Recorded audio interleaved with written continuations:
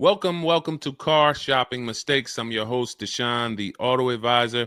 If you are car shopping now, or you will be in the next 3 to 6 months, type me in the comments.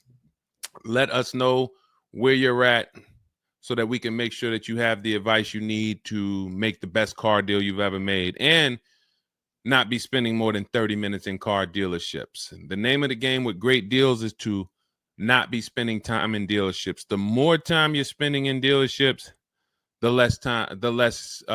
worse deal you're getting. The worst deal you're getting. Valencia, good to see you. Valencia World says she's shopping. If you're shopping now or you will be in the next 3 to 6 months, type me in the comments and let me know. Now, for those of you who are not shopping right now, you still may hang around for the next hour, learn something, because you're going to see a lot of people ask questions that you will ask or you would have when you go start shopping. So what typically happens if you hang out here enough, somebody's going to ask the same question that you would have asked, and you can get your answers that way. So welcome to Truth. Good to see you. Let me hop on over to Instagram and actually pop in over there. And I'll give you guys time to start typing your questions. No questions off limit. I try to do just rapid fire Q&A. So you have questions about leasing, about loans, about, getting the best deal, new cars, pre-owned cars. If you just want to tell me your situation, kind of what your goal is, we can go from there.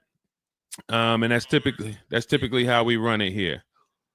So let's see. I'll give you guys time to start typing. Once we get the first couple questions coming in, Dolan will start to bring them into the show. And we'll go from there. All right, I'm just sharing the show. Shout out to the sharers. And before we even start with the questions, I want to talk about the mistakes that I see people making. Let's really start out with the mistake of this leasing versus buying. I'm so happy that over the last 3 years, who was taught never lease a car? You were taught or you heard never lease a car. I could not be more happy that we have been helping people get their first lease for the last 3 and 4 years. The financial advice we've been listening to concerning leasing has cost us thousands of dollars. I was going to lease a car next week. As long as you get 5 offers, cool money. As long as you get at least 5 offers, you're good. See, people are out there paying. There's a couple ways that you can get a car. You can buy it new, you can buy it pre-owned, or you can lease it new. When you lease a car, you're leasing it brand new. So if you look at the financial parameters, you ask yourself, if I buy a new car, how much will it cost me? Now, I want you to use this rule. Every $5,000 is about how much per month. This is not for the new people. If you're new here, type the number 1. Let me know you're new. You've never been on the show. I don't expect you to have the answer to this question.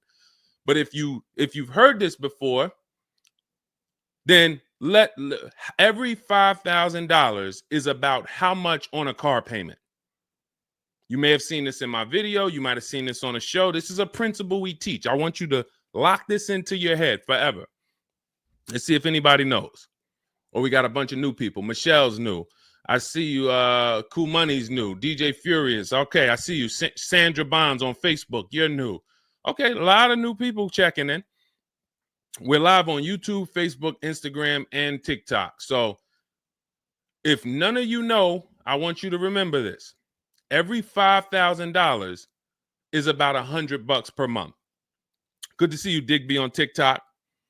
Every $5,000 is about $100 per month. So how do we turn that into a real budget? You look at a car, $30,000 divided by 5,000. You're going to see that's about 600. Well, that is 600. So when you see that a $30,000 car to purchase is $600, if you borrowed that money, now you know about how much that car is going to cost, about how much $600 a month will get you if you purchase. Now, if you lease, $600 a month, depending on the lease deal, could get you a $50,000 car. So we're driving. So if your budget is $600 per month, then you have a couple ways that you can get a car. You can go find a $30,000 new car, no money down. You're at about $600 on a 5-year loan. You can go find a $30,000 used car. You're about $600 on a 5-year loan. Now, for $30,000 used car, maybe it was like $45 when it was new. You get it for $30. Or you can get a $50,000, depending on the lease deal, brand new car that you lease. So let's drive this home. You have people pulling up in cars. They're all paying $600 a month. One of them is driving a brand new $30,000 car. They didn't put any money down. Another one is driving a $30,000 used car. They didn't put any money down. $30,000 car. Another one is driving a $50,000 brand new car. They didn't put any money down. Who's getting the most value? In the short term, it's the person driving the $50,000 new car. It's nothing you can say about that. It's no like, well, it depends. Nope. $50,000 brand new car, $30,000 brand new car, $30,000 used car. The person driving the $50,000 car at $600 a month is getting the most value, hands down. Now, in the long run, where do the people who buy win? That's where we talk about the 8-year rule. That's why if you're buying your cars and you're keeping it 8 years, you should be purchasing, not leasing. 8 years is when you win. So that's where I wanted to start at. Let's start, like, tear down this bad information you've heard and you've believed about leasing. And I see people asking, we got a lot of questions coming in. I see you, Jaguar Music, on Instagram. I see you, Cool Money. I see you, we got quite, I see, hold on. From what I can see, we got like 4 or 5 questions waiting. So Dolan, you could bring in the first one. Type your questions in, anything you want to ask. If you want to ask about leasing, I saw someone asked about bad credit. What about if I have bad credit? What about mileage with leasing? Just start typing those questions. We'll bring them all into the show and we'll get to them one by one. Is that true for someone that went into bankruptcy? Okay, so if you came out of bankruptcy, your goal should be to rebuild your credit as quick as possible. Right now, your credit's blank. You come out of bankruptcy, your credit's blank. You have nothing there, and that's a good thing and a bad thing. It's easy for you to build. I've seen people come out of a bankruptcy and literally they have a 700 score in 1 year. They're going to go get credit cards. Just like if you're 18. If you're 18, you go get credit cards, you don't use them. Pay $15 gas, or you don't have a car yet. You pay $15, $20 a month for something, pay it off. You're going to have a 700 credit score. The more you don't use your credit, the more credit they give you. So when they see that you have the credit, $500 credit card, $1,000 credit card, you're not using it, credit score is high because your utilization is low. So that's what you should be doing. You cannot come out of a bankruptcy, just wipe your credit, and then go into the dealership and be like, okay, now I can get a car. You have no credit history. So the first goal should be, let me rebuild my credit as quick as possible. And you can do this quick. Follow Shonda Martin. Some of you know Shonda Martin. She's on pretty much every platform we're on right now. And she's rolled to 750 plus. Now you got to let me know. Can you wait and build your credit for 3 to 6 months? Can you start to get some type of credit history? Or are you in need of a car right now? In which case you have to get a car with bad credit or no credit. Because if you don't have anything on your history, that's technically no credit, which is bad credit. So, okay, you need something ASAP. Okay, so what you should be doing, and again, if you don't have good credit right now, you should be buying the smallest car you can with the lowest payment. I got into the car business 2006. I was 22. I've been in and around the car business since then. So what is that? Almost 20 years now? The mistakes come from 2 things. You don't know what to do. A lot of the stuff I'm going to say, oh, I didn't know I could sell a lease, Deshone. Oh, I didn't even know I could sell a car if I don't have the title. It's not paid off yet. I thought I had to pay it off to sell it. Deshone, I didn't know every dealer, every, Toyota dealer has a different price. I thought they were all the same price, like the Apple store. All of that is you didn't know. Oh, I didn't know about leasing. I thought it was this. I thought it was that. I had misconceptions. All of this stuff has cost you thousands of dollars. That's you not knowing. The other problem is you know and you don't do, because now I'm going to make sure you know. So once you know, it's your obligation, or it's up to you if you're going to do. So if I have bad credit, I'm looking to rebuild my credit. I need a car right now. First thing I'm doing is asking myself, in my book, Cars from Home, first step is how many years you're going to keep the car. Because we need to determine, are you going to lease or you're going to buy? Are you going to lease or you're going to buy? You don't determine that based on how many miles you drive or, it's the 8-year rule. Are you going to keep the next car 8 years? Who keeps their cars more than 8 years? Type K. Because you're buying what we call keepers. If you're a keeper, Deshone, every car I buy, I'm keeping this thing 8, 10 years, 12 years.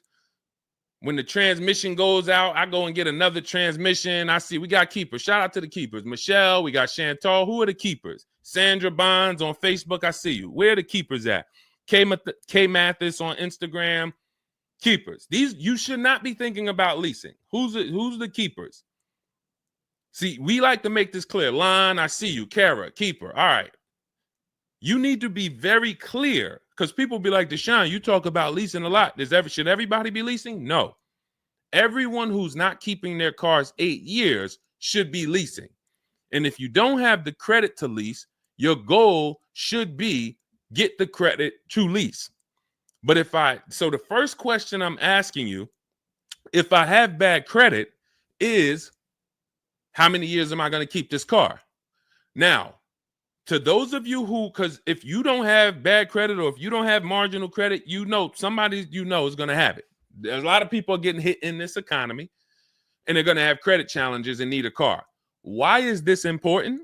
Because let's just say I don't have good credit, but I'm a keeper. That means I'm not thinking about leasing. I'm looking to get a car that I can keep for 8 to 10 years or more, and I don't really have good credit right now. No problem, because the goal is find the best car for the best price, and then I'm going to get a loan, and I'm going to pay more for that loan because my credit is bad. I still need to get a great price on the car. We got to talk about that. Separating the price of the car from the loan. Some of you are savvy and you understand this, and some of you just mix these things together.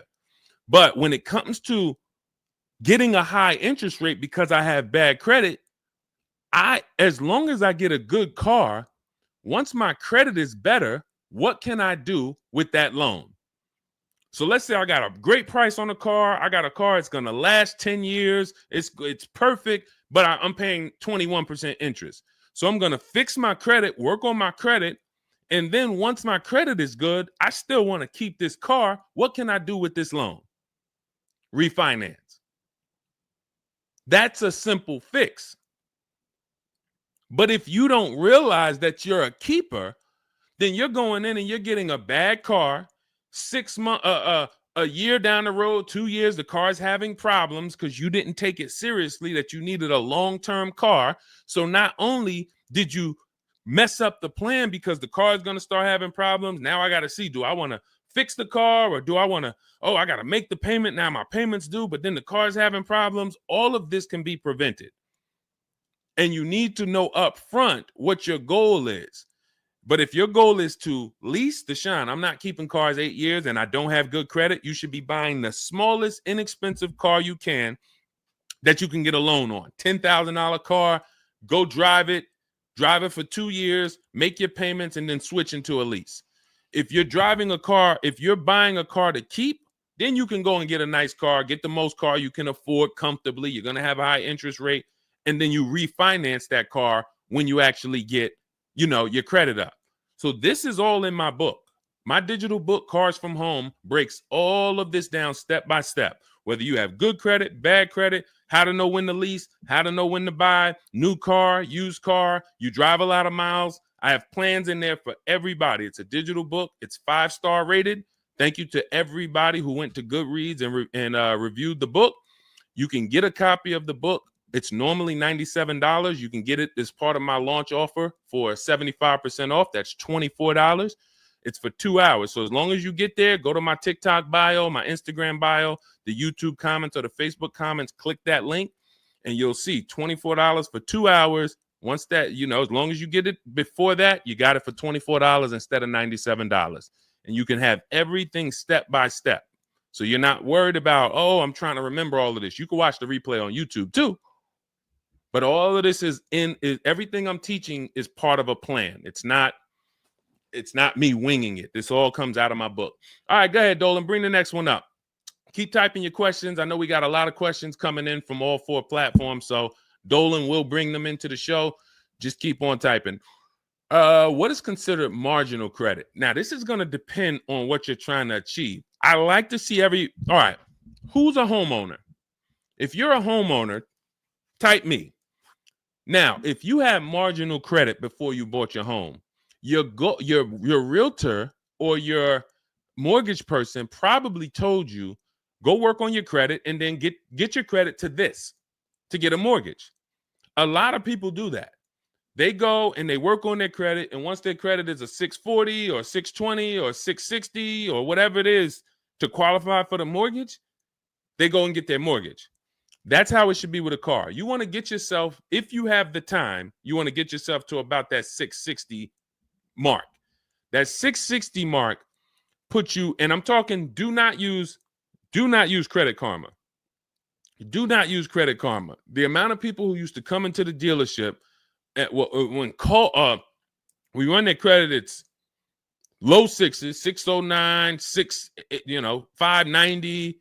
And then they call me back, a couple months down the road. Oh, Deshone, yeah, my credit's better. And then we come in and they're like, yeah, I think it's up to about a 660, 680 now. And then we pull it and it's a 620, 630. And that's Credit Karma. Do not put yourself in a position where you're listening to Credit Karma. Pay. You can go to Google and you can type in, get my FICO scores. You want your FICO scores direct from the credit bureau. If you don't subscribe to a thing that gives you it before you go and make a purchase, you want to know what your FICO score is, not what a Credit Karma score is. But if you have the time, you want to try to get your FICO scores all above the 660, 670 mark. That's going to be in that good category. You can qualify for a lot of leases. Now, if you're in the 650, I want you to think about this. I have something I teach called credit and when it comes to profiles, leasing and credit.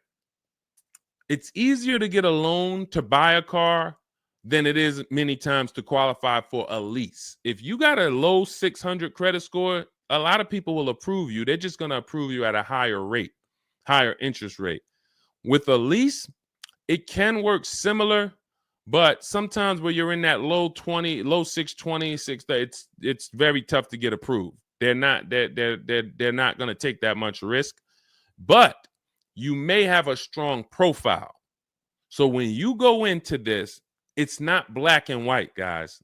It's not like you can say, if my credit score is this, I'm done.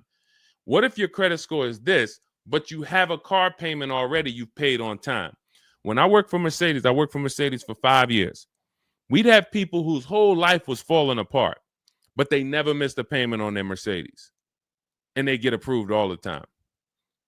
Everything else is falling apart, behind on the home. But if Mercedes sees you pay them,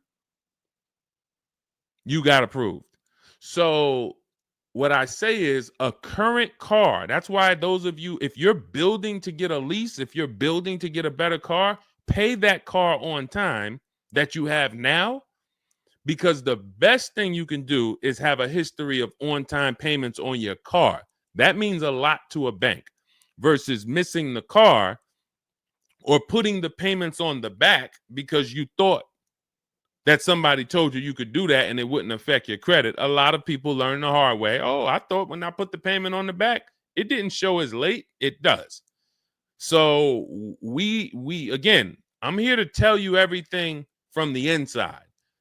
I've been helping people for years. We have people all around the country. You know, we'll bring a lot of them into the show. Marguerite, Brian, you know, a lot of the people who write in, Sheree. But we have this. I'm telling you from the inside, not from your perspective. I'm not like the public, and it's like, oh, this guy this guy must have really learned about buying cars because he's teaching. No, I'm from the dealerships. And, you know, if I wasn't doing what I was doing for 10 plus years, that was my job in dealerships, working with people, looking at banks, looking at credit reports, sitting there, seeing people turn down, seeing negative equity. So that's where my solutions for you come from inside. And so I would tell you, try to get to that mid sixes mark. And you'll put yourself out of a manipulation zone. You can qualify for a lot more things. All right, I see you, Michelle. I see you. Kim Randall, good to see you. The Savage Mama checking in. Abdul checking in. Good to see you. Go ahead, Dolan. You can bring up the next one. All right. Shout out to Dad. Y'all running the likes up on TikTok. Thank you so much. Thank you to everybody who's double tapping the screen. We appreciate you. Can you talk about putting money down or not when purchasing a car? So important. Listen, this is a good one. This is a good one. I don't know who asked this question, but this is a good one. Can you talk about putting money down or not when purchasing a car? So here's how you want to make sure your down payment never gets taken if you are purchasing a car. You must separate your monthly payments from the price of the car. You make the mistake sometimes of going in and saying, what's the payments on that car? Who's ever said that? Hit the like button, type me. You ever said, hey, what's the payments like on that car right there? The reason why we don't do that is because you're actually mixing two transactions when you do that. Thank you for being honest. Shout out to the people who are being honest. You're mixing two transactions. You're looking at the price of the car and you're looking at the loan details, which equate to your monthly payment. See, if you pay cash for cars, then you understand you don't care about the payments. You go in, you're trying to find out the out the door price. What is my out the door price from the car for this car? If you're doing it our way, you're doing this from home. Bunch of dealers submitting offers to you. They're out the door offers for this car to your email, bidding war. We'll talk more about that in a little bit.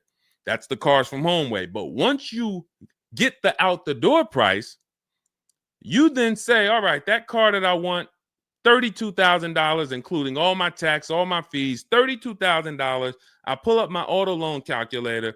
How much is $32,000 on a car payment? Well, 5 years might be around $620 a month.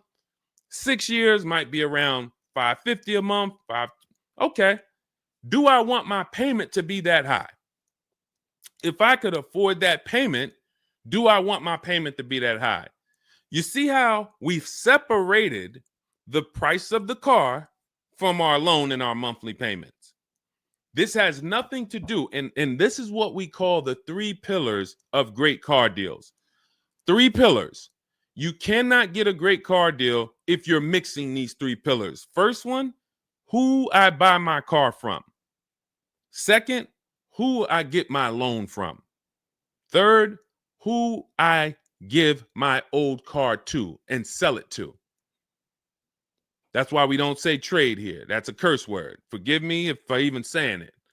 And if, we get some questions about trade-ins, we'll explain why we don't trade cars. So we have to separate these and bid out each one.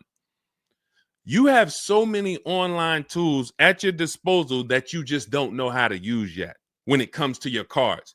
You know how to use Amazon to go buy a TV. You know how to get a subscription to YouTube. You got a ton of online tools you know how to use. Shazam, what's that song? Shazam it. But the online tools about car buying, you just don't know how to use them. That's where I come in. Our entire system is showing you websites that do this, tools that do that, And so we can make sure that we're getting the best deal. So the only way you're going to make sure you never lose your down payment is you have to separate the monthly payments from the price of the car. If you go in and say, hey, how much is that payment? The car salesman says, well, how much can you put down? Well, I don't really want to put any money down. Well, all right. If I had to, I guess I could put down like 3, 4 max though. But I'm trying to be at like $600 a month. You're working your loan out with them. That's a loan. And let me tell you how. Let me show you why you can know you shouldn't be mixing these transactions. There's big money in all of them. There's a ton of people who want to sell you a car. There's a ton of people who want to give you a loan. They don't sell cars. Let me say that one again. There's a ton of people who want to give you a loan. They don't sell cars. They want to compete for your loan. That should tell you there's a lot of money in the loan business.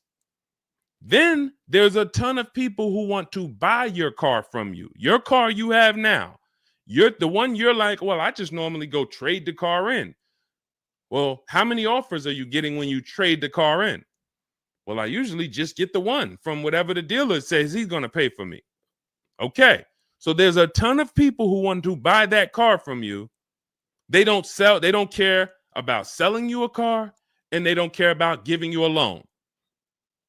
So when you buy a car from a dealer and you give them your old car on trade-in and you get your loan from them, you just gave them 3 transactions. You did 3 transactions with them in one.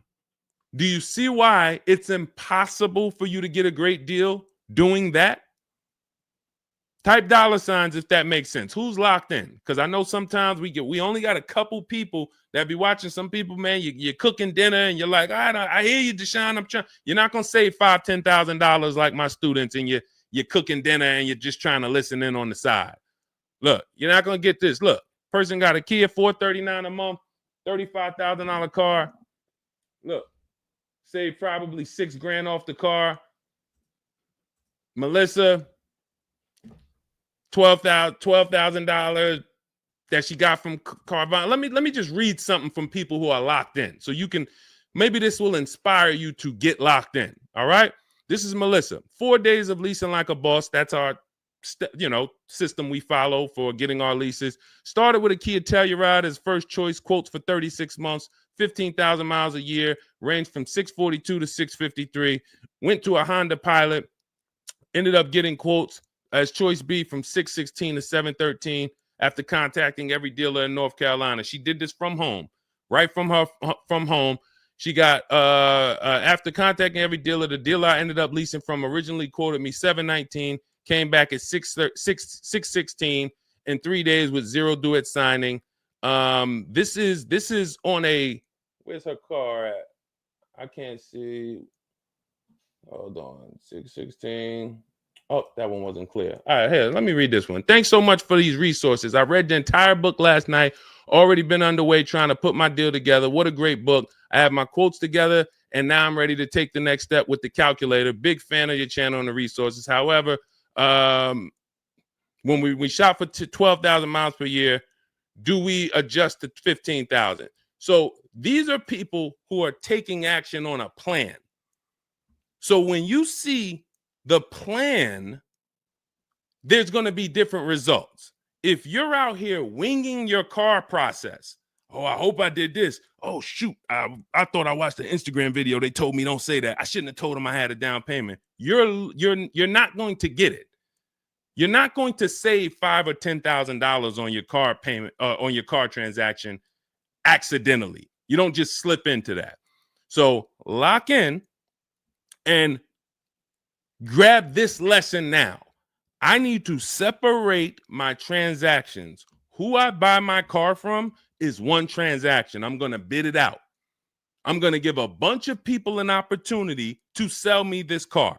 If I'm looking at a used Toyota Camry, I want to see every Toyota Camry within 150 miles, and I'm going to narrow it down, and I'm going to pick the best one, independent of my loan. My loan is a whole nother story, because when I shop for my loan, I'm going to do the bank bidding war where I can have multiple people. I don't even want to mention that without telling you about it, because it's like, whoa, what's the bank bidding war, Deshone? Okay, so you can have multiple banks and credit unions compete for your interest rate in a small period of time, and it's going to weigh on your credit score like one hard inquiry. Like one hard inquiry. Mamba Mentality, I love the name. I love the name. Why can't I do a super chat? I don't know. Yinka, good to see you on Facebook. IB Johnson. On one hard inquiry. So let's just say, so when you get your loan, how do we know that 5.2% interest rate was the best? How do you know that the 7.1 interest rate was the best if you have no other offers? And what we've been used to is we're just going to go with our bank. We're going to go with our credit union. We're going to go with the dealer's bank. Why? We're going to make these people compete. And when you do this, when you do it this way, you can have people compete in a short period of time and get multiple offers on your loan without it affecting your credit score. But it has to be done in a small window of time. Now, if you Google it, rate shopping, it'll say between 14 days and 45 days. You do it our way, it's going to take you 48 hours. And you don't do this until after you find your car. After you find your car is when you do a hard inquiry. You let these banks and credit unions compete for your loan. And again, you notice I've already found my car. I already got the best price on that car right there at ABC Motors. I got that thing on hold. Don't pick up the car the same day.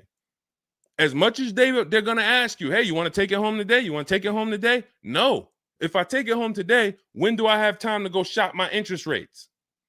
I'm not taking it home today, but let me get my buyer's order with my numbers on it. Let me go home and let me actually do my shopping for my loan and my interest from home. And then if you can actually beat that rate, it's a competition. But because you didn't know that you could let multiple banks do this in a short period of time, you're only going to your bank. You coming back with a 6.49. Well, I guess that's good. What if somebody could get you a 5.49? Do you know how much a difference between a 5.49 and a 6.49 is on a loan? Could be $1,200. This is why we're getting all the money. So again, all of this is in my book, digital book, Cars from Home. You don't have to wait for it to come in the mail. You can have it by the end of the show. It's in my TikTok bio, Instagram bio, Facebook comments, and YouTube comments. Normally $97, but you can get it as part of our welcome offer for $24. As long as you get there before the 2 hours is up, you get it for 75% off. It'll have everything in there. That is the bank bidding war. If you're not, again, before we go to the next question, if you're leaving the dealership wondering, if I was to walk up to, yo, Deshone, what's going on, man? Hey, I just got this car, man. What do you think? Okay. Did you get a good deal on it? Yeah, man, I definitely got a good deal. How do you know? If you're not saying to me, yo, man, you know how many offers I saw? Man, I got about 6 offers on this car from different dealers. This was the best one. Okay, you did good. What about your loan? No, man, listen, my bank competed, credit union competed. The dealership told me none of their banks could beat what my bank gave me. Congratulations, man, you got a great deal. But if you don't have that same confidence, you did not get a great deal. And now you're driving in a $30,000 car, $50,000 car, and you don't have the confidence that you actually didn't leave thousands of dollars in these dealerships. This is crazy. And when you get mad and stop accepting it, you'll listen to what we're telling you to do. If you think you deserve that abuse, then you're going to keep doing the same thing. That's why you got to unlearn. Okay? So separate your transactions. Who I buy my car from, I'm getting multiple offers for. Who I get my loan from, I'm getting multiple offers. Who I sell my old car to, I'm getting multiple offers. And with the internet, I can do all of this right from my house, right here. All right. That's the Cars from Home way. Let's go, Dolan. All right. Keep typing your questions. I see you, Mamba Mentality. I see Mamba Mentality got a lot of questions. Samante Love, good to see you. Jay Bass, good to see you. Yep, Jay Bass. Separate transactions. Exactly. D So Chill on TikTok, good to see you. Lisa on TikTok, good to see you. Hector Ruiz, thank you, Hector Ruiz. Shout out to the sharers.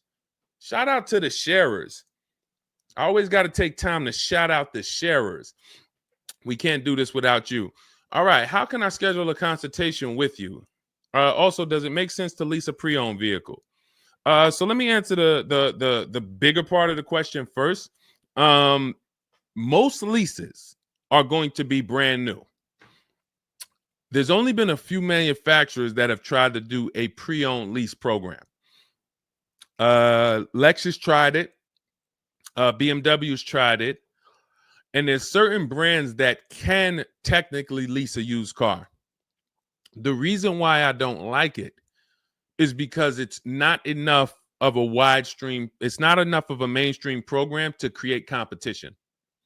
And if you can't create competition, then you don't know if you're getting a good deal. If you walk in to lease a brand new car and you're walking in and again, we don't do this. We never sit down in a dealership. We're there to test drive only. We're never talking numbers. But if you are doing it the old way, you're going to go in and then you're going to get a bad lease deal presented to you. And they'll say, well, I could lease you this 3-year-old one and it'll save you like $150 a month. How do I know that's a good deal? It might be affordable. And sometimes you confuse affordable with a good deal. It's not a good deal because you could afford it. I want to let that sink in. We confuse, you know how many people I watch get a horrible deal, but they go home and they're like, yo, man, they got me to my payment. Bad credit usually. A lot of people with bad credit will brag about yo, man, you got to go see Joe, man. Why do we need to go see Joe? Man, he got me in a car. Nobody else could. All right, let's look at the numbers. Dag, you're paying 24% interest. You know this is an 8-year loan? You know this is an 8-year loan. Oh, nah. I just, listen, man, Joe, you sending all your friends to Joe.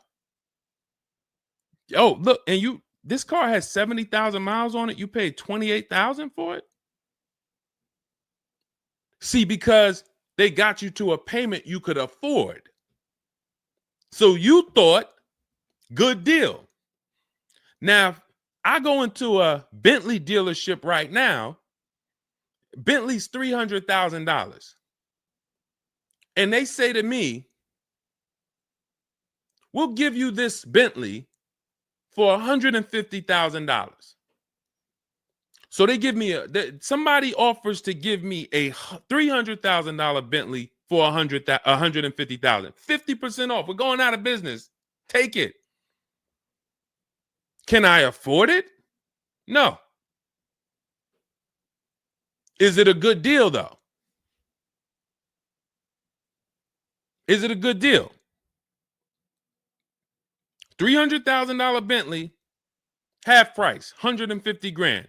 Many people, you don't have that in your budget to go and bring 150,000 dropping on a car. Now, if you want to do a business thing, go buy it for 150, quickly sell it to another dealer for 220. Okay, that's what we would do. But I'm not talking about that. I'm talking about just you alone. Affordability does not equal deal. A deal is a deal whether I could afford the deal or not.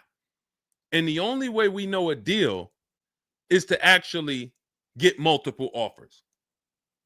There's no other way. So I'm going to continue to say it. There is no other way. I've been in the car business since 2006. There is no other way for you to know you got a deal without comparison shopping. Same way if you walked into a grocery store and there was only one, you walk into the Dorito factory. There's only Doritos everywhere. No other competition. They sell them for $7 a bag. There's no competition. So everybody who's in the Dorito factory is paying $7. But when they go in the supermarket, Doritos competing against Lay's, competing against Wise. Oh, you can't be $7, Dorito. You might have to be $4 this week. You might have to be on sale this week for $2.99. Competition. It's everything else. So a lot of what I'm saying to you will click when you realize that you've been programmed to buy cars in a way that you don't buy anything else up. You don't buy anything else that way. Everything else you buy in your life is competition. People competing. Everything else only with cars, we look at one offer. So that's why when you come home, start to look at the whole market, you're going to love this. You're going to be like, man, I don't know how I didn't start doing this before. What I'm teaching is not, the whole Cars from Home system is not rocket science. We just use the internet to create competition. That's how we get crazy deals. That's how you see Alex graduated, was able to get a new lease for my partner, sold his old car to Carvana, bid that out. Notice he didn't trade it. He didn't say I traded in my car. I sold my old lease to Carvana, old 3,500. He got 14. That was his highest bid. Went test driving, got a 2025 Hyundai Tucson, got a 1.3% lease deal, no money down, $42,500 car, $580 a month, and that's a 1.3% lease. Now, $42,500, guys, would normally be, with no money down, about $800 a month. Maybe about $825 for 5 years. He's paying $580.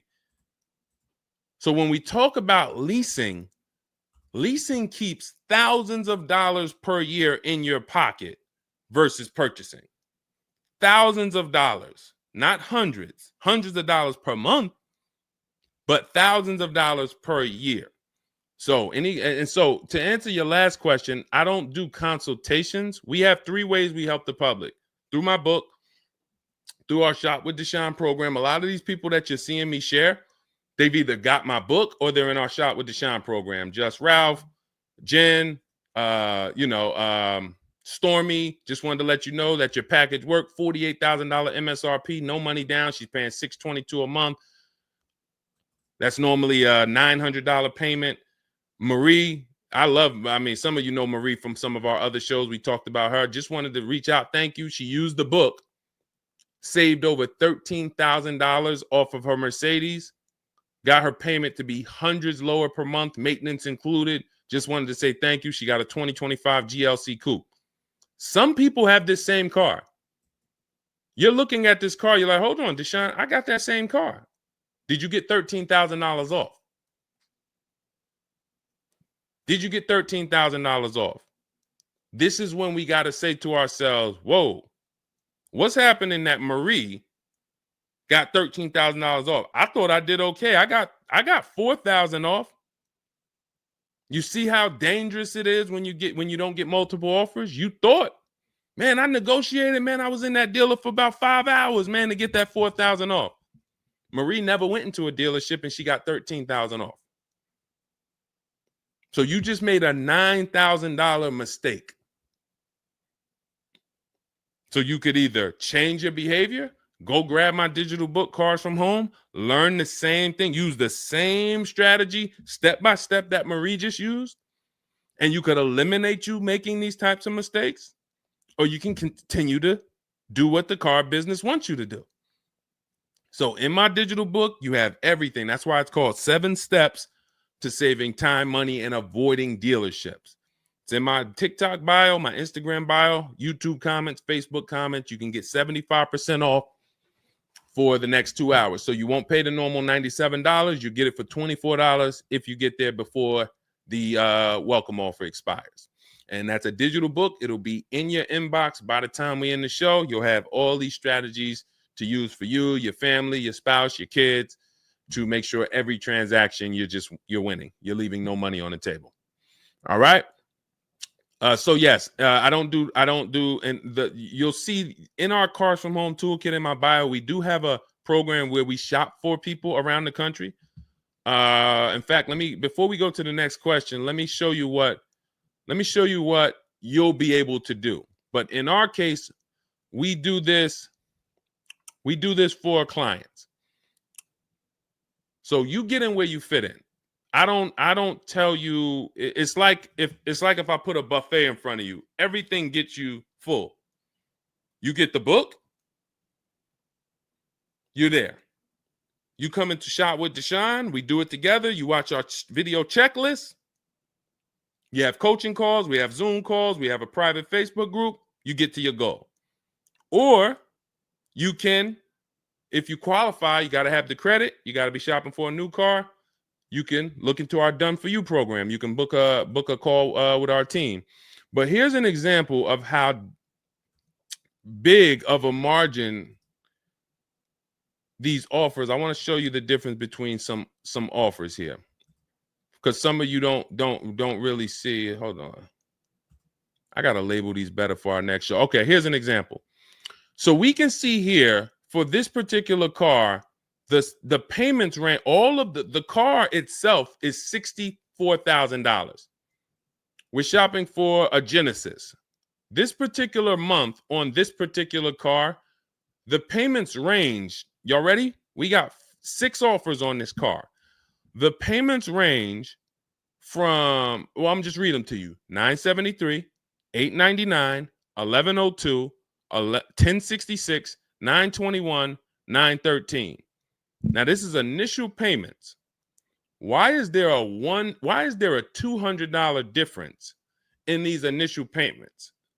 This is why you never want to take people's first offer, because the initial payments are going to be high. But even in the initial negotiations, why is it, Deshone? Wait, all of these cars are the same price. Why is one dealer at $1,050 and another dealer is at $899?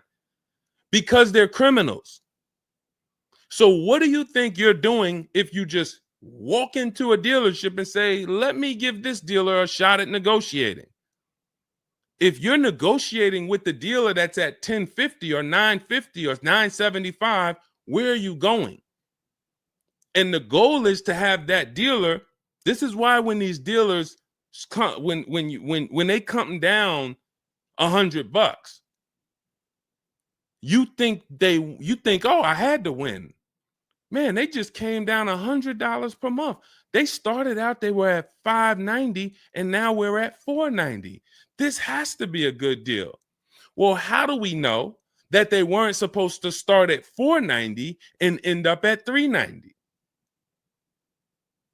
If this is clicking for you, type a $, because this is clicking for some of you. Those of you who are locked in, this is why it has to be a mentality change. I'm pulling back the curtain so you can see that, Deshone, it's been feeling like when I go to buy a car, it's a mental game. I drive off and I'm kind of happy, but then I don't really have the peace. I don't really feel like I did good. I'm kind of hoping I did okay, right? That's you, right? So I'm telling you that your gut has not been lying to you. I see you, P. Honda Fundamental Salon. Good to see you. Got my book. Use it. Use it and win. So your gut is not lying to you. I'm just the one from the inside coming to tell you that you closing your eyes and hoping things go well is not working. It's not going well for you.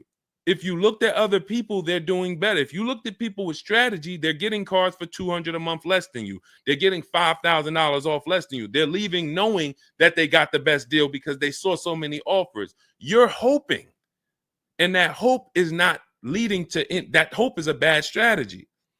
So what you want to do is you want to change your mindset and realize that the dealer's whole goal is to keep you from shopping.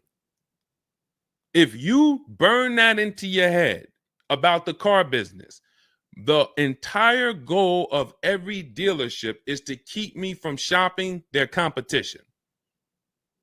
And if you know that, then you're not going to go into the dealership. You're going to say, all right, how can I be at home and do this from home? Again, that's all in my book. But even if you want to make calls, there's some people, you've been on to this since 4 years ago, 10 years ago. You're like, Deshone, man, I knew, man, I don't go into those dealerships. I call around, I'm going to get me a bunch of offers. And by the time I get there, that's when I'm picking up my car. You've been on to this truth for a long time. Some of you, I'm not telling anything new. Some of you, you're like, whoa, I didn't know that really. I thought that it was all about going in and just negotiating. No, because 80% of dealers are never going to give you what we call a below market deal because they got too many other people walking in that's willing to pay a higher price. So you have to find the dealer who is going to give you that low payment out of the whole market. That's why this is a bidding war. And when you start to do this, you're going to be like, yo, why does it seem like this is kind of fun now? I kind of enjoy this. Is like a game. And you're the prize. So instead of feeling like you're begging, oh, come on, can you do another $500 off?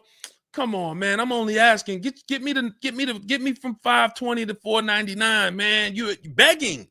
So instead of begging, you got people now competing for you. Whole different story. That's what we want. That's the transformation we want for you today. All right, let's go. Dolan, next question. All right, Fundamental Salon, I see you. I see you, Jay Bass. I see you, Randall Pine Straw. You got the number 3 gifted badge. Thank you. Y'all lighting up the lights on TikTok. Thank you so much, Monica 9300, BKS Aggie, Timothy Garces, Drew Saberton reposted the broadcast. Thank you so much. Shout out to everybody sharing this. What about military personnel? What's the question? Just rewrite that question because I don't know. What's the question? I know what about military personnel. I don't know. Are you asking about military rebates? I don't know. So just kind of give me a full question, and then I'll be able to give you a better answer. Hello, I'm planning on purchasing a 2025 Escalade. Any negotiation between the MSRP and the invoice? Of course. Now, if you walk into a dealer and you say something like that, what is the dealer going to say? So let me ask everybody who's watching. We're live on Facebook, TikTok, Instagram, and YouTube. If this person casually walked into the dealer and said, hey, is there any negotiation between the MSRP and the invoice? What do we think a smart dealer is going to say? Not an honest dealer, a smart one. Thank you, Sassy. No. No. And you know what's crazy? They're going to say it in a way that makes you believe it. So if I put my car salesman hat on and I switched it to kind of for myself, this is what it would sound like. Or is there any negotiation between MSRP and invoice? Not really. On these cars, I mean, we don't even have a lot of them. A lot of people are trying to get them now because the tariffs are about to hit.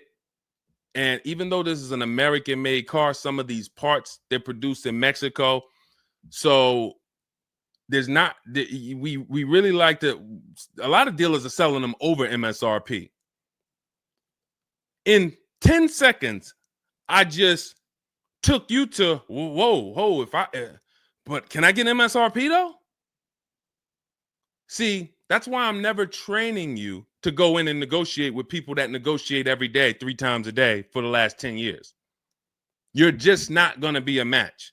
You might negotiate office furniture. Yo, Deshone, I do office furniture.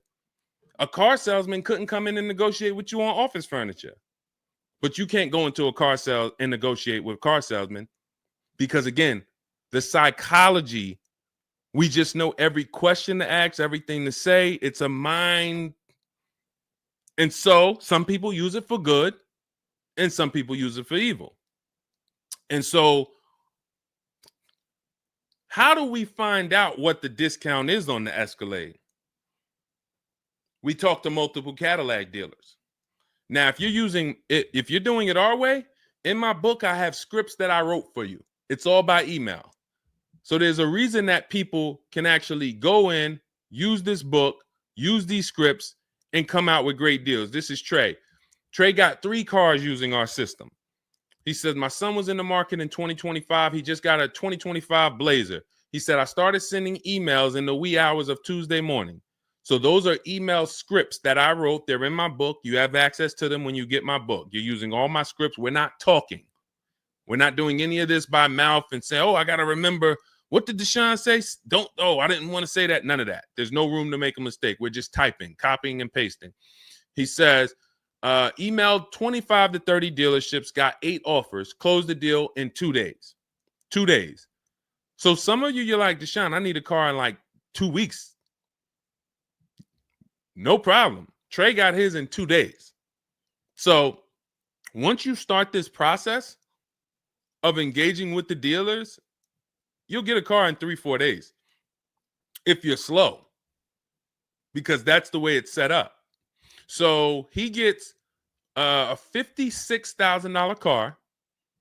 He closed the lease at $560 a month on this Blazer electric vehicle. $560 a month, first month's payment due at signing. That is a $56,000 car. And he's gotten 3 cars. He said his first one with our system was 2.5 years ago. He leased another vehicle for his daughter last October, and now he just got his son's lease. 1.5% lease, a 1.33% lease for his daughter, and a 1% lease for his son. So if you're doing it our way, you're sitting at home, you're getting multiple Cadillac dealers to compete by email, and then you're going to see, oh, this one's going to take off $2,000. This one's going to take off $5,000. These 4 are taking off nothing. This one, he's charging $3,000 over the list price. Oh, here's the winner. They're taking off $5,000. That's the best offer. Now, sometimes you get a deal like Sean, and we never know when the bottom is. Or let's take this Genesis. Perfect example. This is a 2025 Genesis GV80. As you can see right here in writing, if you're on TikTok, you can't see, but if you're on Facebook, YouTube, or Instagram, you can see. You can see, let me just take that comment down real quick, Dolan, so I can show the discount at the bottom of that sheet, please. Just snatch that just for 1 second. Look at that. $8,469 off retail price. Brand new 2025. Okay, you could put it back up, Dolan. Thank you. So when you look at that, this is the lowest offer of multiple offers. Maybe $8,500 is the best discount on this particular vehicle. But when we go to Sean, let's go to Sean. F-150 Lightning XLT, $73,000 vehicle. What's his discount? $21,000. Look at the dealer discount and look at the rebates. And every dealer is not going to tell you the rebates. Some dealers will not be honest with you about the rebates. They'll hold some of them or they'll hold all of them.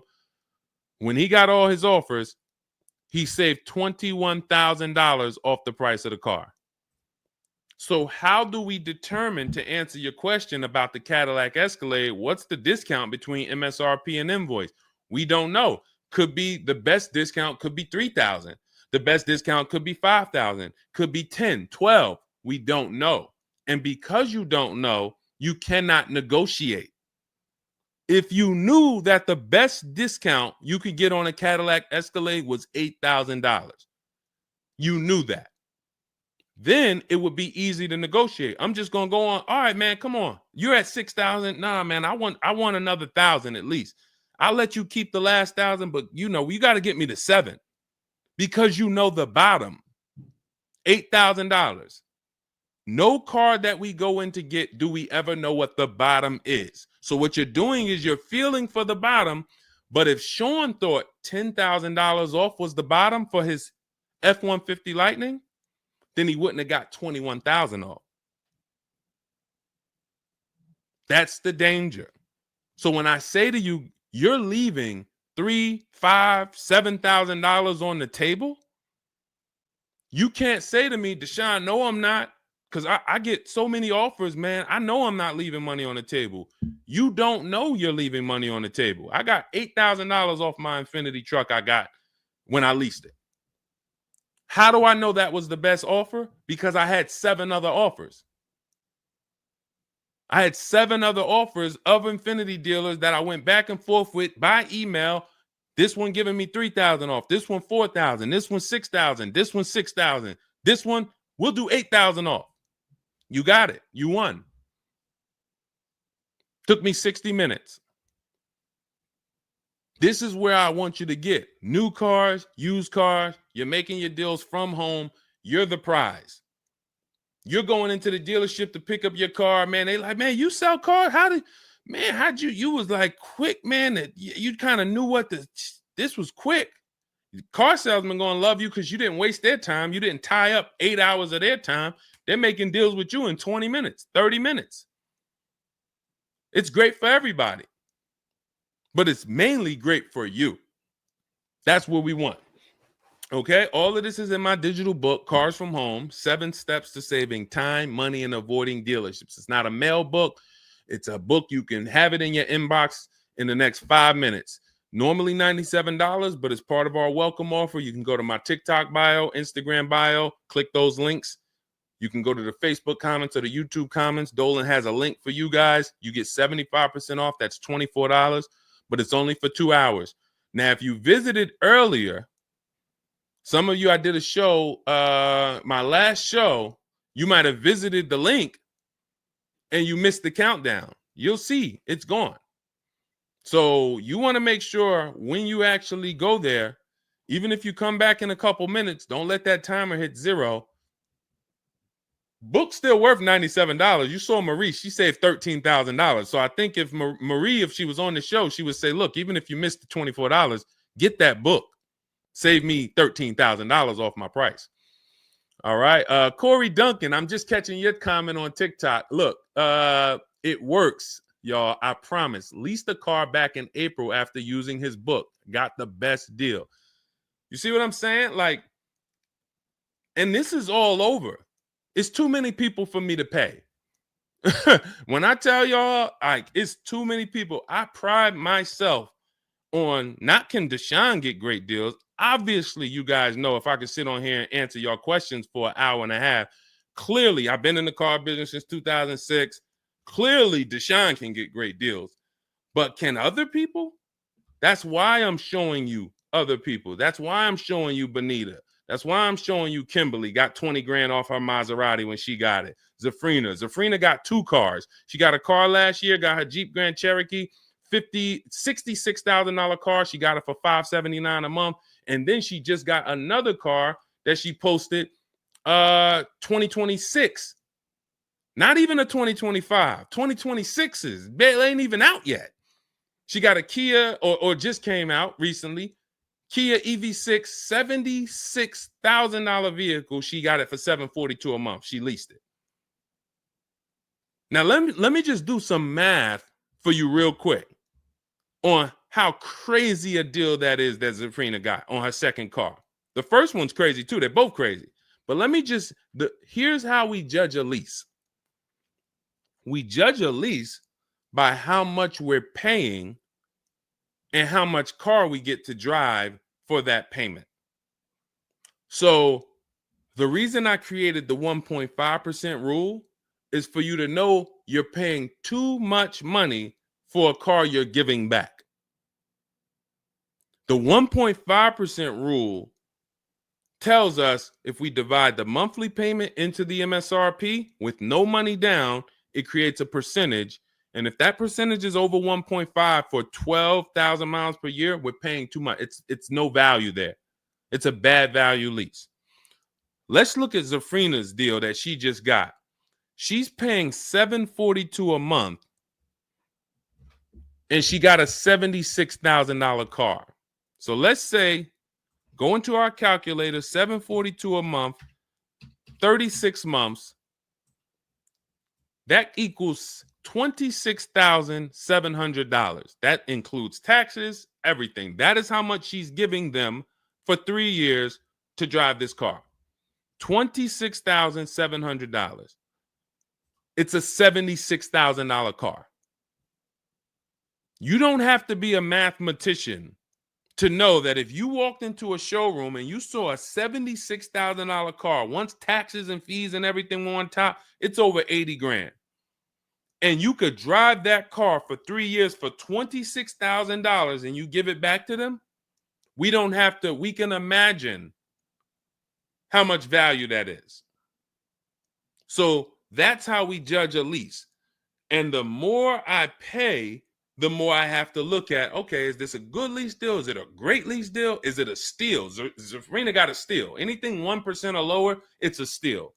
From 1% to 1.5%, that's a good deal. Well, let's say from 1% to 1.25, great deal, great value.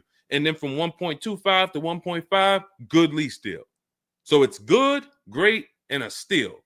Any of those is good. It depends on the vehicle, and it depends on how well you get offers, because different vehicles have different lease programs. But once we get, you don't walk into a dealership and say, hey, get me the 1.25 or get me the one. You don't do that. You got to see what the best offer gets you. But this is where you want to be at. Empowered shopping. Okay. Thanks, Randall. I'm working on my lease deal now from the book. Way to go. Way to go. All right, Dolan, go ahead. Pull up the next one. I'm going to take a sip of water. I see we still got a lot of questions to get to. Let's go.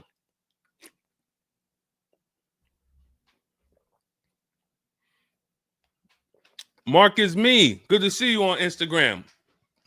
Checking in. All right.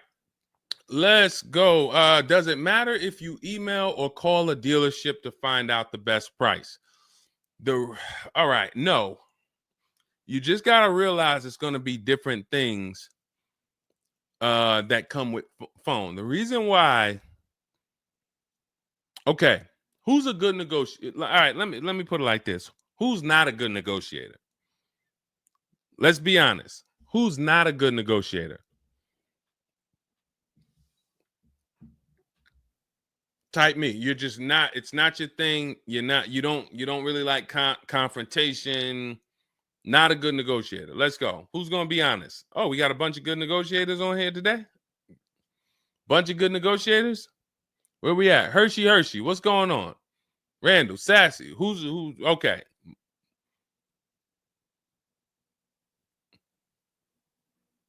Okay. Couple people that want to be honest. Everyone else is a great negotiator. You need that to get on the phone. In order to get on the phone, you need to be a good negotiator. You need to be quick with your words. You need to be, and that's what's going to happen when you're calling to get deals. Now, if you're calling to get deals, you just need to be able to know exactly what information to give and what information not to give. So let's just say you call in and you're trying to get an offer, and somebody says, "Hey, wait, I need your credit." Okay, are you gonna say, "Well, no, actually, the people who I've been working with, they haven't been asking for credit. Just assume tier 1," or are you gonna, fumble through that? And if you so this is what you're going to get. That's why I say if you're calling, you could try asking for sales managers. But the reason why email far exceeds getting the offers by phone.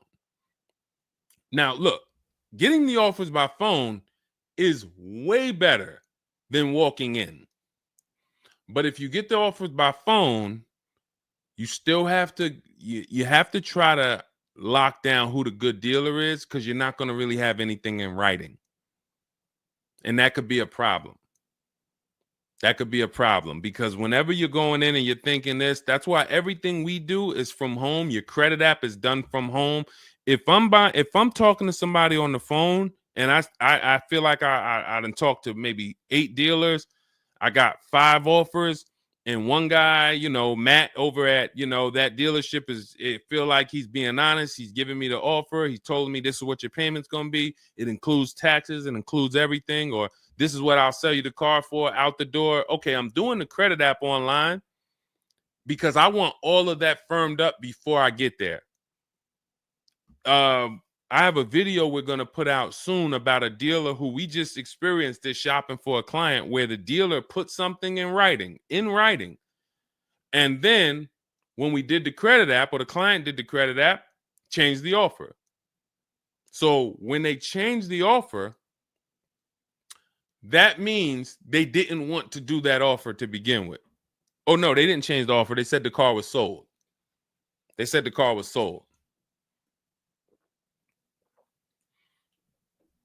Me knowing what I know that what they wanted to do was tell you one thing and then they wanted you to come in so that you could so they could raise the price on you. This is why we are not going in until we do our credit app online.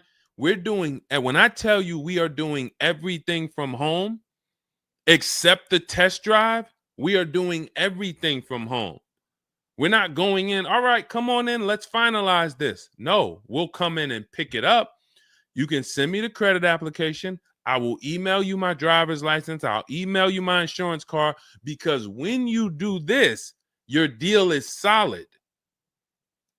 If you're going in the dealer to finalize your transaction, the deal is actually not solid. The deal can be changed. And what you'll see sometimes, like in this video we're going to post, is once they find out they can't get you to come in to actually change the price, that's when they're going to start changing the tune. That's when things are going to change. And okay, I see what you were trying to do. You were trying to get me in there so that you could change the price on me. So that's why email is really the gospel when it comes to us. And another thing, you don't have to talk to anybody. You don't have to remember what you're going to say. What's up, Robert Ishel? You don't have to remember what you're going to say. You don't have to worry about saying the wrong thing. When you're doing this by email, especially when you're using our stuff, if you have my book, my digital book, everything's in there. The scripts are in there.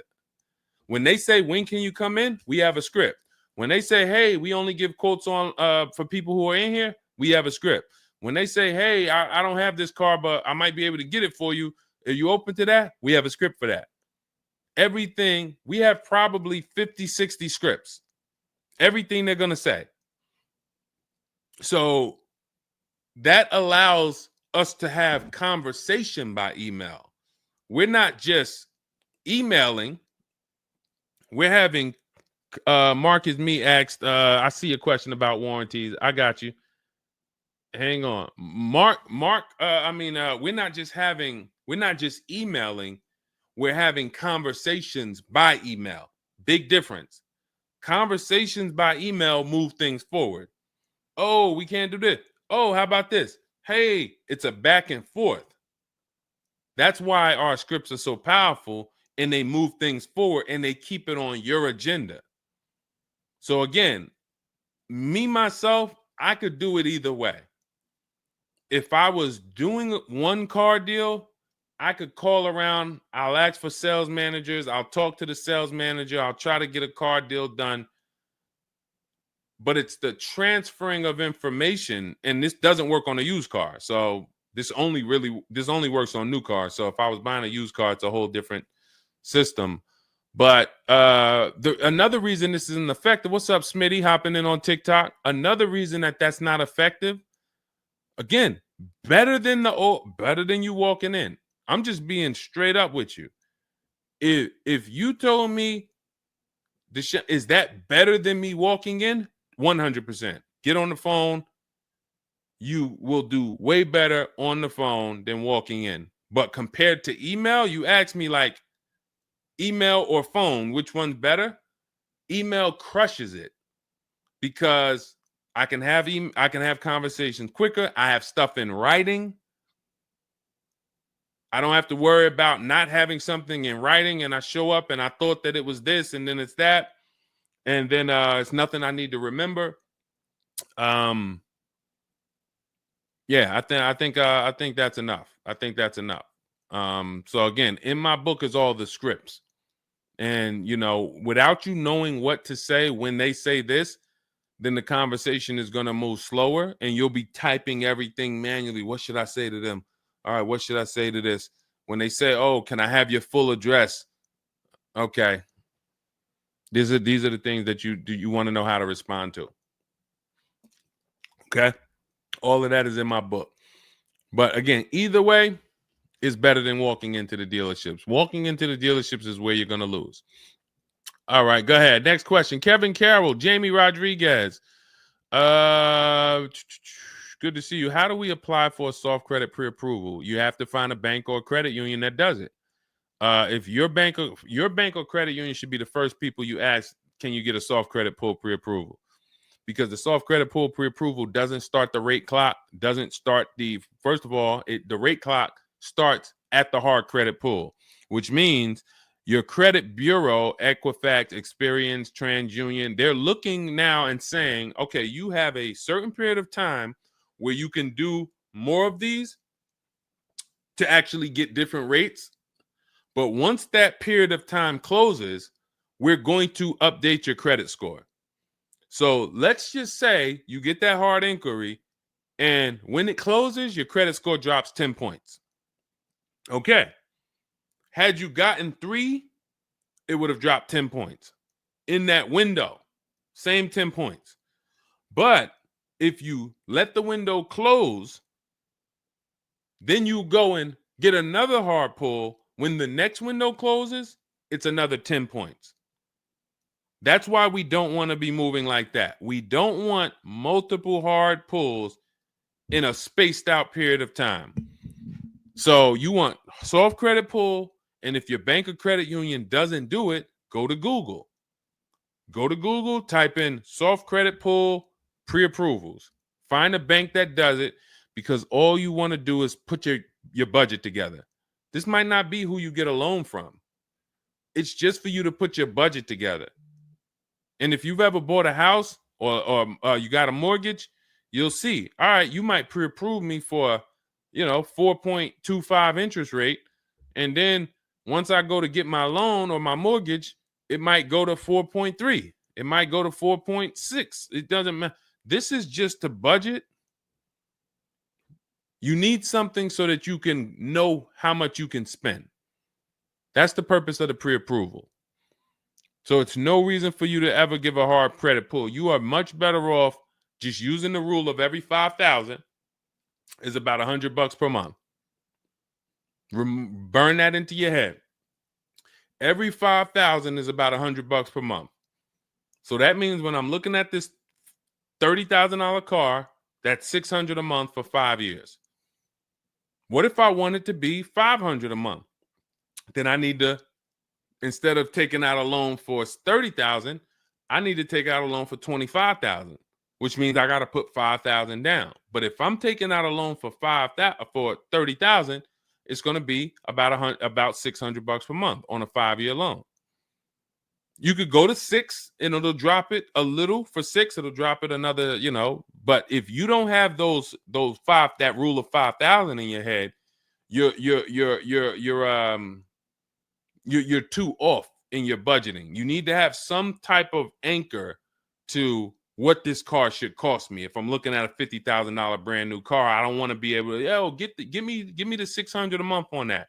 Wait, Deshone already told me every 5,000 is $100 per month. How am I looking at a $50,000 car and saying get me the 600 on that? Just divide 50,000 by 500. You're gonna see, oh, that's 1,000. This thing costs 1,000 a month on a 5-year loan. Yes. No money down. Yes.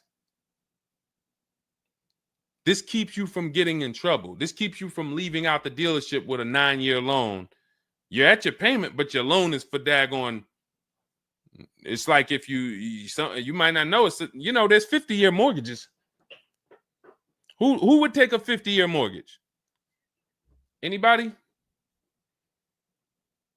Anybody volunteering for a 50-year mortgage? Any takers? I didn't think so. No. Why? If you went into a house, $500,000 house, and they said your payment is this for 30 years, but if you take a 50-year mortgage, it drops to this. Nobody on here would be like, okay, yeah, give me the 50-year mortgage. They're available because we've learned that 30 years is the longest you would take a mortgage. And that needs to be 72 months with cars. That's why I tell you 72 months should be the longest you ever consider for a car loan. And if you go in with these parameters, nobody can take advantage of you. All right. All right, let's go. We'll wrap in a car. We're almost done. I say let's go. I see we got maybe one or two more questions. We'll see. For lease, I can only go through the dealership finance department. We'll bring that one in next. I see you. I see you on TikTok. Anita, I see you. What's going on? Warranty extensions worth it? Oh, you mean extended warranties? Okay. Are extended warranties worth it? Depends on the car. If you with warranties, you're asking yourself, what's the odds that things are going to break on this car? And then how expensive are they to fix? And this is why when we get cars, we do something in step 4 of my book. There's a 5-minute process we do. It's a Google check where we check reliability. Every car you look at, you should be typing into Google 2025 this reliability. If you're buying a used car, you should be typing in 2023 Kia K5 reliability. And then you skim those articles. Thank you, Renee Cunningham. You skim those articles, and then you see, what are the third parties saying about this car? Are they saying the reliability is less than normal or less than average? There's tons of people who were in love with a car, and then they do this 5-minute exercise and they see owners are reporting electrical issues with the car, software problems with the car. Owners are complaining about the infotainment system in the car. So this is this is what we call bad DNA. This is not something that when we buy used cars, you'll see in my book and you'll hear me talk about on the show. We screen down used cars with title history, service records, accident history. That's how we make sure it's a quality used car. Title, service records, accident history. But you could put all those things together, and if you got a car with bad DNA, it has electrical problems, none of that will fix it. So, Deshone, I did that whole search you told me, man. I did everything. I narrowed it down. I got a good car. I got the best price. But, man, the car is giving me problems. You skipped step 4. You didn't do that Google search I told you to do, right? No, I didn't, man. I didn't do it, man. I skipped that. That right there, now you got a great deal on a bad car. So the things I'm telling you to do take 5 minutes. Nothing that I have talked about on this stream takes 2 hours or 1 hour or 45 minutes. Shoot, I have my car in 60 minutes. I do the whole process in 60 minutes. So not one thing I have told you takes more than 15 to 20 minutes at a time. So this is a 5-minute exercise concerning this question somebody asks, are extended warranties worth it? So extended warranties cannot fix a car with bad DNA. You want to skip that. So once you find out, okay, I got a car. For example, there's certain Nissans, when you pull them up, you do you're going to type in the year, the make, the model, longevity. Going back to the keepers. Everybody who answered earlier, they're a keeper. You buy your cars, you keep them more than 8 years, type K for keeper. You don't lease. I don't want you thinking about leasing. But if you're keeping, you need to think about warranties. Just like people who lease don't need to think about warranties for the most part, unless they're a high mileage driver, they're getting a high mileage lease, they're not thinking about warranties. So if you're a keeper, you're thinking about warranty, which means you need to look at longevity. There are certain cars you're going to type in, do this exercise, type in the year, make, model, and the word longevity to Google, and you're going to see this car, owners report transmission problems between 90 and 110,000 miles. There's nothing you can do to change that car's DNA. Nothing. So yes, you can get one with good service records, good accident history, good title history. Nothing you can do to change the fact that that car has transmission problems from 90 to 110,000 miles. So once you do that exercise, that quick 5-minute check, then we can look at what's the cost of repairs on this car? Is it a Mercedes where when something breaks, it's $2,000? If it's a Mercedes and something breaks, and you can keep typing your questions. If you have a question on TikTok, nothing's off limits. So we got time for a few more questions, but you got to type them in for us to bring them into the show. So are we, once you know what cars, like give you an example, you got a Honda, you got certain cars, they're very inexpensive. Something breaks on the car, the parts are cheap, inexpensive. These are the cars where you don't need extended warranties as much as you need a car when you look at a car that has high cost of repairs. So what should you be typing in for the car you want? Cost of repairs. If you're looking at a Volvo XC90, Volvo XC90 repair cost. Where does it fall? You're probably going to land on an article that shows you the rankings of cars repair costs. If you see that Volvo and Cadillac and Mercedes and all Range Rover, Land Rover, they're up here, then you need an extended warranty.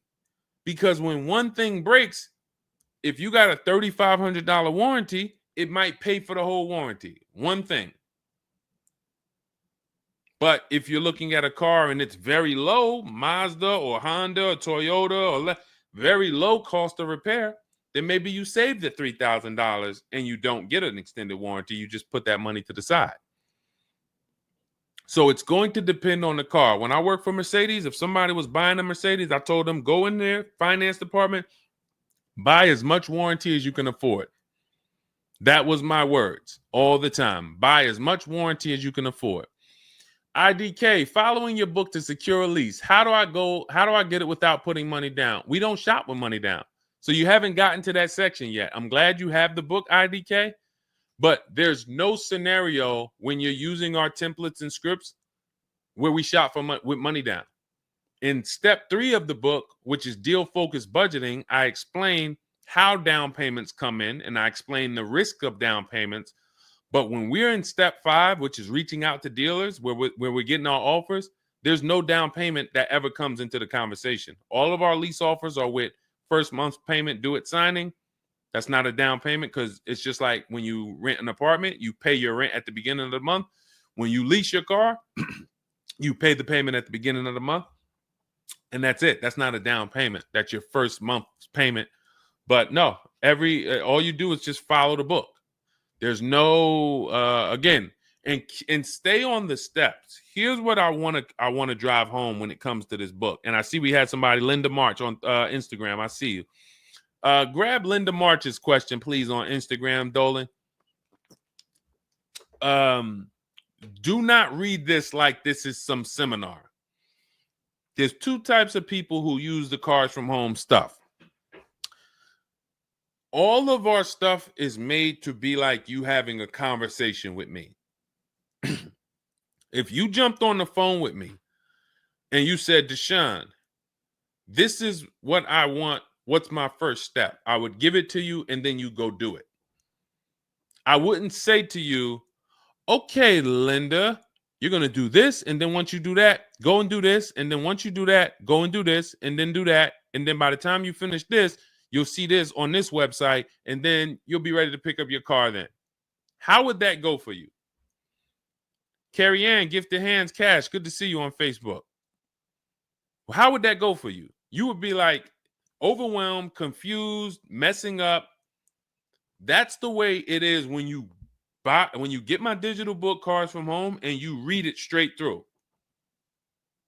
What you're seeing all the steps. The last step 7 is delivery or pickup, and I'm congratulating you. You did it.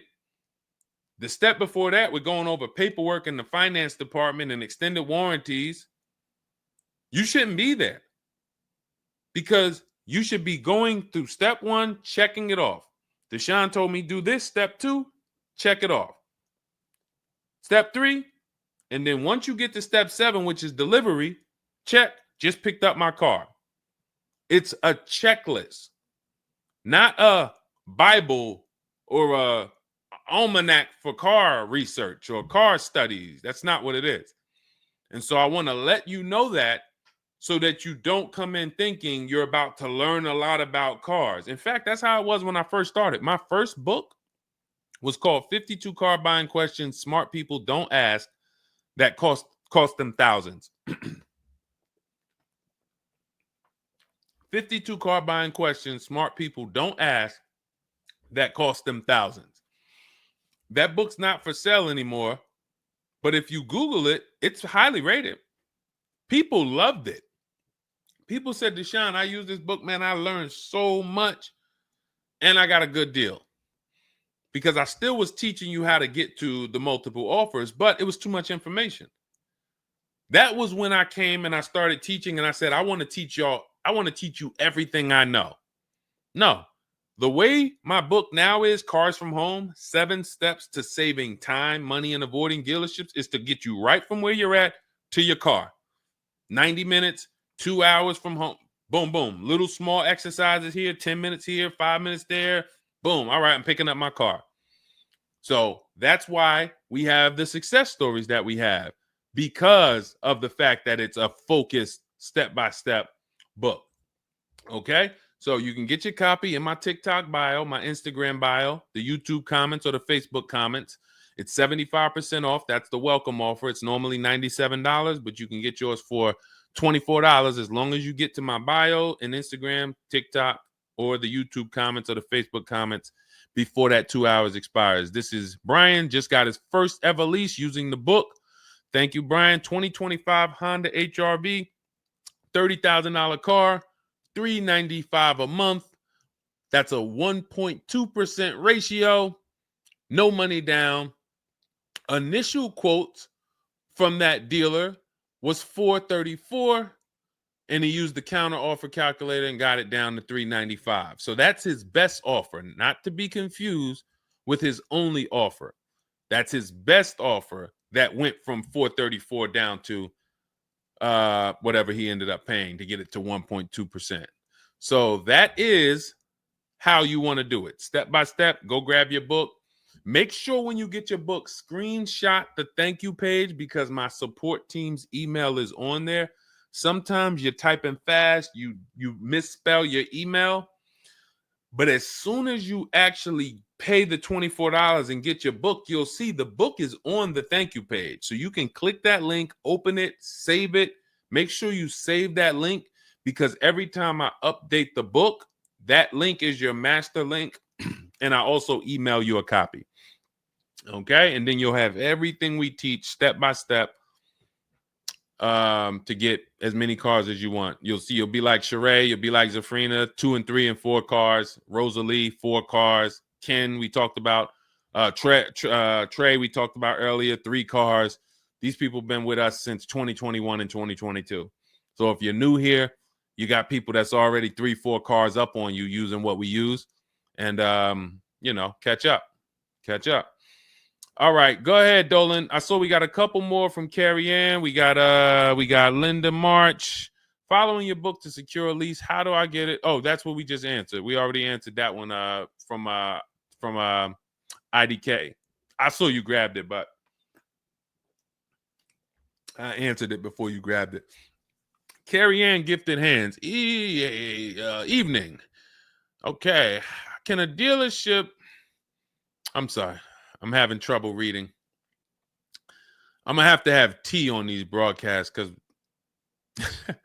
can a dealership take your newly purchased vehicle to a private mechanic without telling you? Actual dealership, because he refused to pay the money to get it fixed. Can a dealership take your newly purchased car? So if they're taking it to a private mechanic, then it most likely does not have a manufacturer warranty, because if it had a manufacturer warranty, for example, Kia has a 10-year manufacturer warranty, bumper-to-bumper warranty. I think it's 10-year bumper-to-bumper. But when the manufacturer puts a warranty on a car, dealerships don't really want to take it anywhere, because the manufacturer is covering the cost. They're covering the cost of the parts. They're paying the dealership for the labor. So it sounds to me like you got a pre-owned car and it was newly purchased to you, but it doesn't have a warranty. So they may have offered you some form of warranty. Maybe they put something in writing, and whenever you buy a car, you should have something in writing on the buyer's order. This is why we have a whole step in my book for paperwork and protection. That's step 6, because you need to have certain things in writing before you actually take delivery or pick up. But it sounds like they probably had an in-house warranty, like, hey, if you come back, you got 30 days or 3,000 miles, or you got 90 days, and if anything goes wrong, just come on, bring it back. And now you brought it back because you had an issue,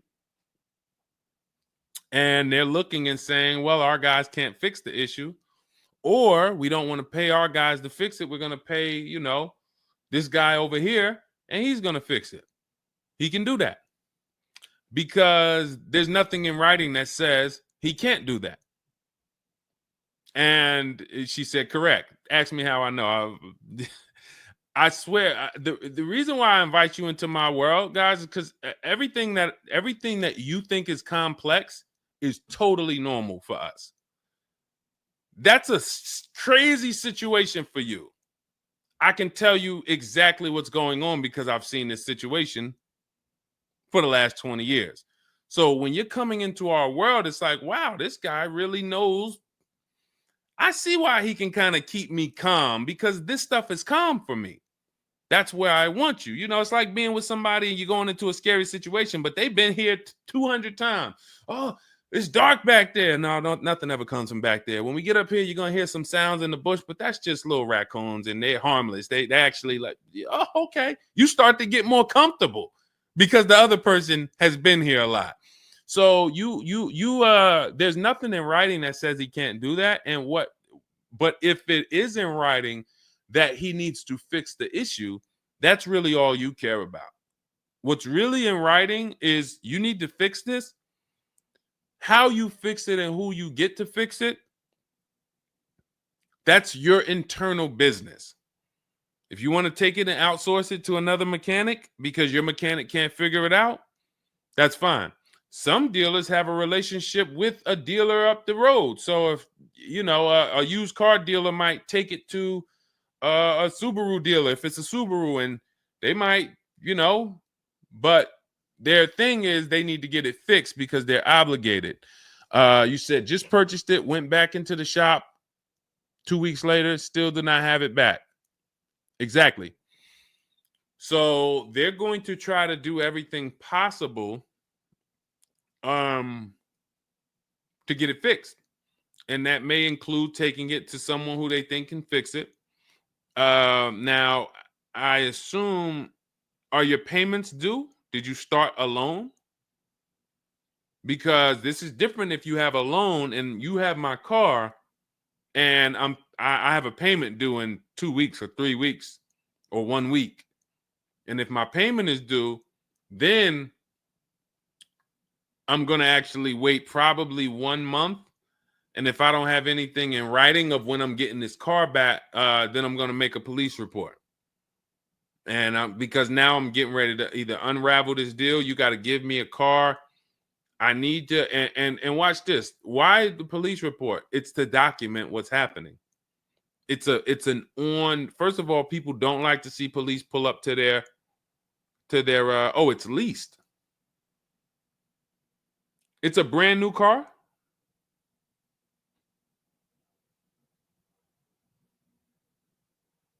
It's a brand new car. Most leases are brand new. In which case, a private mechanic shouldn't be working on a brand new. No, it's used. That's another reason we don't lease used cars. That's uncommon. See, that's what I was saying. Leasing used cars is very uncommon. No competition, warranty issues. This is why it's not a mainstream thing. And this is why it's not something that I recommend. But I don't say it's not possible. Because when people say, oh, Deshone, could you lease a used car? I'm not going to say, no, you can't. But what I'm going to say is we don't.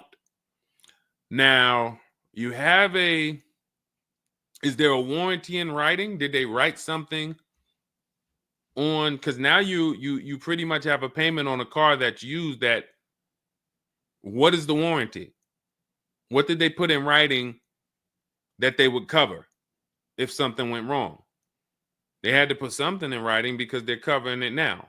You know, or they have to fill some form of obligation. You paid 2 payments, but what warranty did they give you? Was it a certified car? Because that would give you a year warranty from the manufacturer. But again, I don't think you have a manufacturer warranty. In fact, I almost know you don't, because they wouldn't be taking it to a private mechanic if it had a manufacturer warranty. Originally 32,000, at the end 62,000 through. Originally 32,000, at the end 60,000 through Exeter. Yes. Well, I mean, originally 32,000. I don't know what you mean by that. Is that your mileage? I need to know. Did they put something in writing saying that they were giving you a warranty?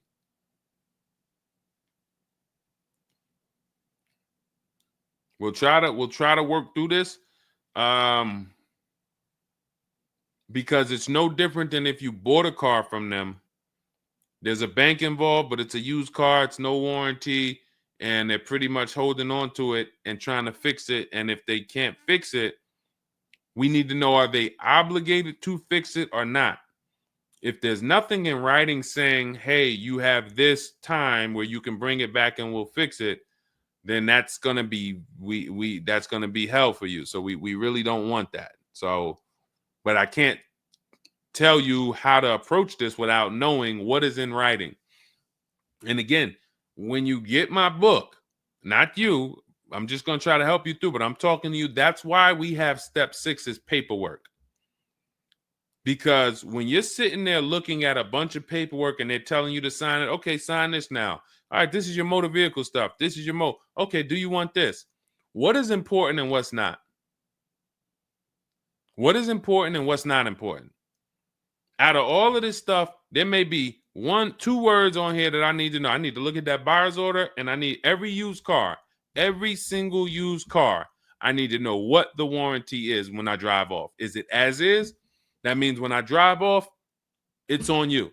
If the axle falls out on the highway 5 miles from here, you just signed an as is deal. Buyer beware, it's on you. Is it 30 days, 1,000 miles? Who's going to do the work? Is it from the manufacturer? Is it from this dealership? Where can I go and use this at? You got to come back here. Do I have to go? Is this a nationwide warranty? I need to know what is covered on this paperwork so that I don't end up in a situation that we're trying to get out of right now. The warranty is through portfolio protection.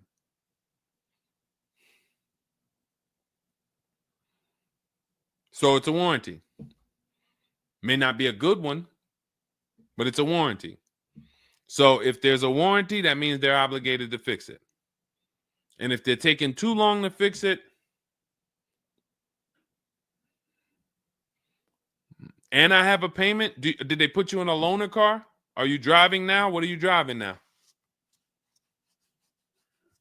If I bought a car with a warranty, and then it had problems, I dropped it back off to the dealership, and they had it for 2 weeks, and I have payments I'm still making on it. I just got it, and it's in the shop. I'm not going to let that car stay in the shop more than 30 days with no car. I'm in a loaner. Okay, so you got to just chill out. You got to just chill out. Hopefully the loaner is as nice as the car you got. And if the car and if that's the case, then you just chill out. It's not a mainstream program you're in. It's like a black market program. That's the best way I could describe it. These companies that lease used cars, it's a black market kind of behind. It's not a mainstream thing. That's why all of these companies are small or like very little known name companies. They could go out of business. Nobody knew. Who the heck were they? Nobody knew. portfolio such and such went out of business. I never even heard of them. Who are they? Because they operate in the black market back there. So the general manager refused to pay the $4,300 for the corrosion on an important part. Again, what's your payment on the car? I just want to, I think this is a valuable lesson. They've had my van since from June 19th. Oh, they've had the van for that long? And you've been in the loaner?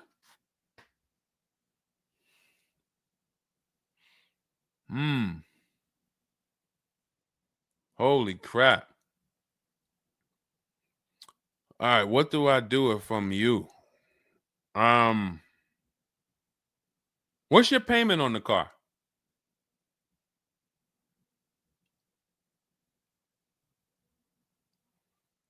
Company had your car for months. You leased it, dropped it off because it was having problems. They've had it for months and can't fix it. And you're paying $775 a month. What kind of vehicle is this? What kind of vehicle is this that we're paying $775 a month for?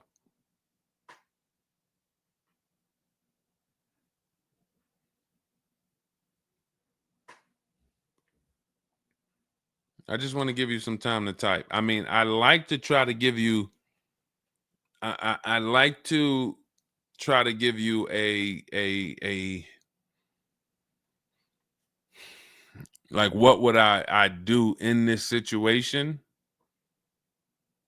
And then you have to realize that you can never put yourself in this situation again. Pacifica, a Chrysler Pacifica. It's just getting worse and worse. $775. Do you know what you could be driving for $775? See, the used car leases.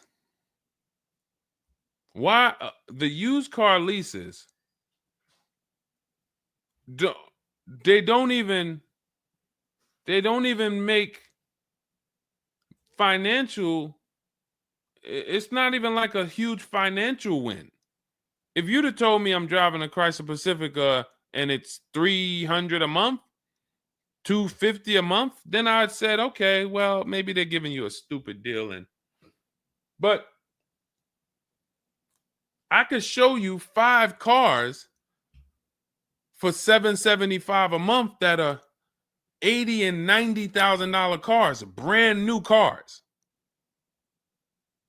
I'm sorry, for $775 a month, I can show you $775, $60,000 cars, $55,000 to $65,000 cars, no money down. I also traded in a Buick and they gave me $2,000 for that. Listen, dear. All right. They want to keep you in the car. God, how can you get out of this car? Oh man. And just so you know, some situations you can't get out of. So it's not like there's always a way out. There are some situations. That's why the reason why I want you to have my book, 7 Steps, Cars from Home, 5-star rated, Google it. The reason why is because you're not going to, once you sign that paperwork, it's not as easy as you've been taught to just get out of it. If it's a bad deal, if it's an overpayment, you go switch your car, it doesn't mean you got out of that deal. You just got out of that car. You rolled over the negative equity to this deal. Car deals are like, once you sign them, the damage is done.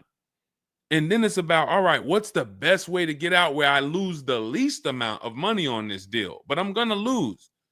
Negative equity, it's going to be there. So it's much better to arm yourself beforehand than to say, all right, I'm in this situation now. How do I get out of it? Because some situations can't be gotten out of. People used to walk into the dealership, they got 15,000 of negative equity. Oh man, you can't get me in nothing. Can't get you in nothing. Well, when I put you at this car, you see this car, you like it, right? Yeah, man, I like that. All right, I got you the $450 a month on that car. That's a good payment. Absolutely, man. Come on, I'll take that right now. Okay, now let's bring your $14,000 of negative equity over. Yet $450 a month. That goes up to now $700 a month. Oh man, shoot, man. Yeah, nah, that I can't even afford that. But hey, here's the bad part. Even if you could afford it, the bank's not going to approve it. So it doesn't matter if you could afford it because the bank's not going to approve it. So you cannot get out of that car. So that's why you arm yourself now. That's why I'm telling you, before you need a car, before you go sign the paperwork, make sure that you are armed with the right information. So now, if in this particular case, and you have a cosigner, you put a cosigner on here, told us to wait 6 months, and then we can switch owner names and info.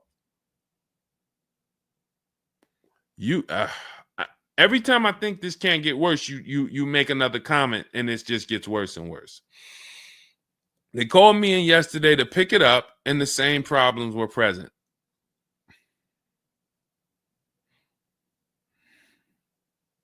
Good Lord. I'm almost stumped. Okay. All right. All right. You need to find out how many miles are on this car?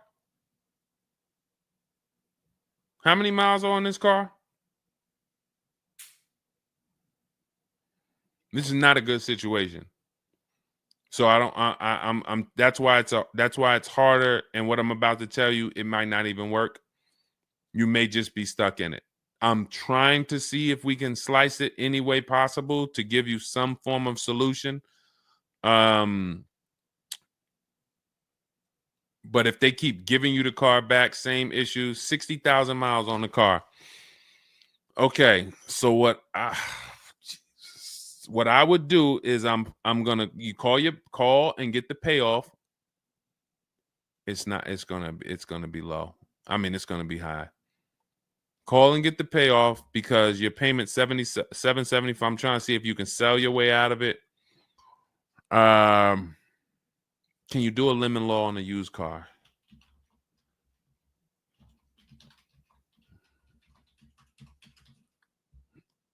Let's see. Yes, some states have lemon laws that cover used cars, but the specifics vary by state. What state are you in? If they can't fix the same issue, but it's an aftermarket warranty.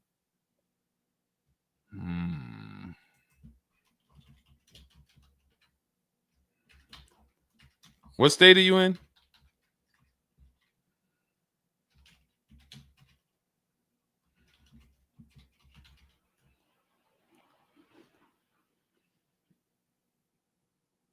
Maryland.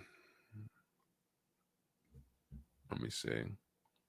On a used car, Maryland. In Maryland, the lemon law primarily focuses on new cars or lease cars. Nope, that's not going to work.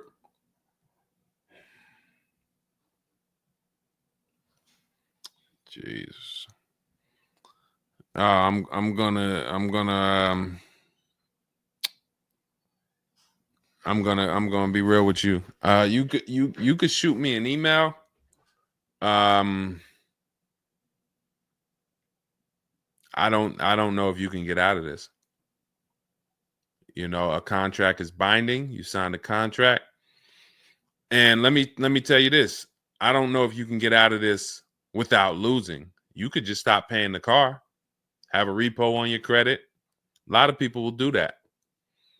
I'm going to drop this car off, take your car back, voluntary repo, credits tore up. Not a good solution. It's going to cripple you from moving forward with cars. It's going to make it hard for you to get your next car. And then when you get a car, it's going to make that deal is going to be bad. Geez, how long is the lease? So this is just for those of you who are just joining us. We have this young lady got she leased a used car. Don't do this. And again, I'd like you to email me. Maybe I'll think of something that will come up as a solution. But you know, I trust you're gonna learn from this. It sucks. It's a horrible situation, and it's evidence of how bad certain bad structures can be. Because and again, I know some of you who've joined me for a long time, you may be used to, well, Deshone has a solution for everything. Not everything. There's times where you are too buried, and the only thing that will heal the wounds is time. That's the only thing. The deal is done. You have to pay down the deal. And then in a year, 2 years, you might be able you might be able to make a move, but you have to suck it up, bite the bullet, and we might be able to lean on them to get the car fixed. 78 payments. How? You said you leased it. This is a loan then. This isn't a lease then. 78 payments. You're in an 80-month loan on a Chrysler Pacifica paying $775 a month. It's not a lease, that's a loan, and it's 8 years that it's 7 years. 7-year loan.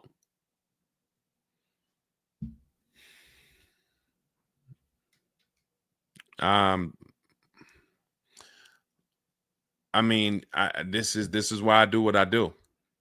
You know, like, I don't want you thinking, okay, maybe you don't sign, maybe you don't make a mistake that is this serious, but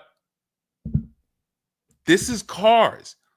When I'm breaking down these big numbers and I'm throwing out these big numbers, oh, this is a $4,000 mistake. Oh, if you don't do this, yep, you're looking at about $4,000 or $5,000 you're gonna leave on the table. You take a loan that's too long, yep, you're gonna overpay by probably about $4,000 or $5,000. That might sound like nothing to you, but how I'm telling you based on me being in dealerships and seeing situations where I'm like, you made a lot of mistakes. You combined all the mistakes and you made them. So I'm just Jesus. So you're in an 80-month loan, not a lease, and you have $775 a month to pay. You are.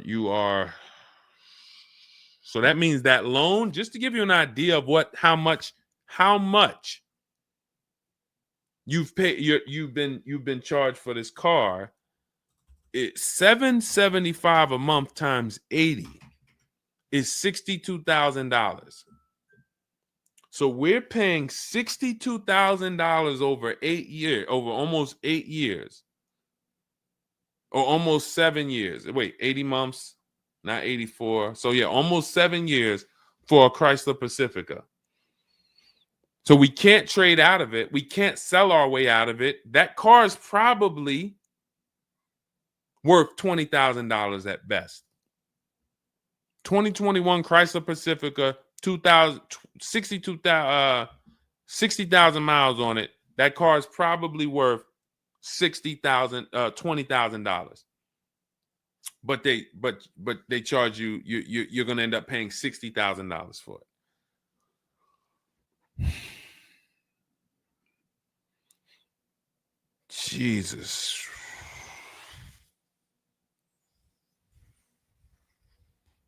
Most people will let the car go.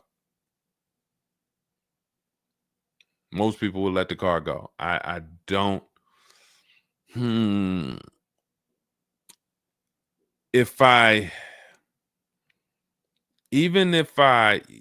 you run your negative equity, that is exactly what it's saying. 62,000. It's exactly what it's saying. $62,400 to be exact, including the $2,000 down payment.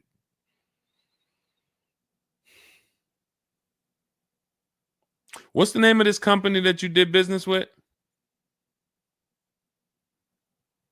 My friend will not let that fly. That is one of the worst car transactions that I've ever seen anyone in. And your friend is on the deal with you as a co-signer. This is level 10 out of 10 bad. Rich Morton Mazda.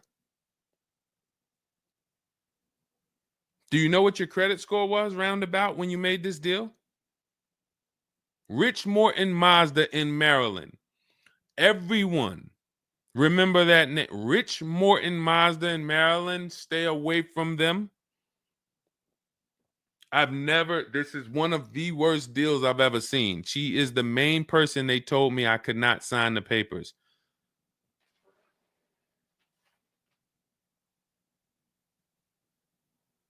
Oh. We wouldn't be friends anymore. Now, here's the truth. Nobody pulled the wool over anybody's eyes. We looked at these numbers.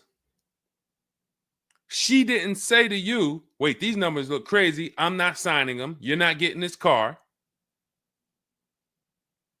Both of you went in there and signed these deals. So let's I'm not even going to say she's the friend, but nobody's going to say, well, y'all tied me up and held a gun to my head and made me sign those numbers, and y'all didn't even read those numbers to me. So, but, jeez,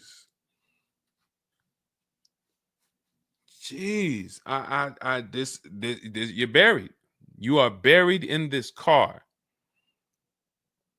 The only way, and what's crazy is, even if you voluntarily let it go, you ruin your friend's credit. Because she's the one who signed for the car. Bad, bad, bad, bad, everything bad.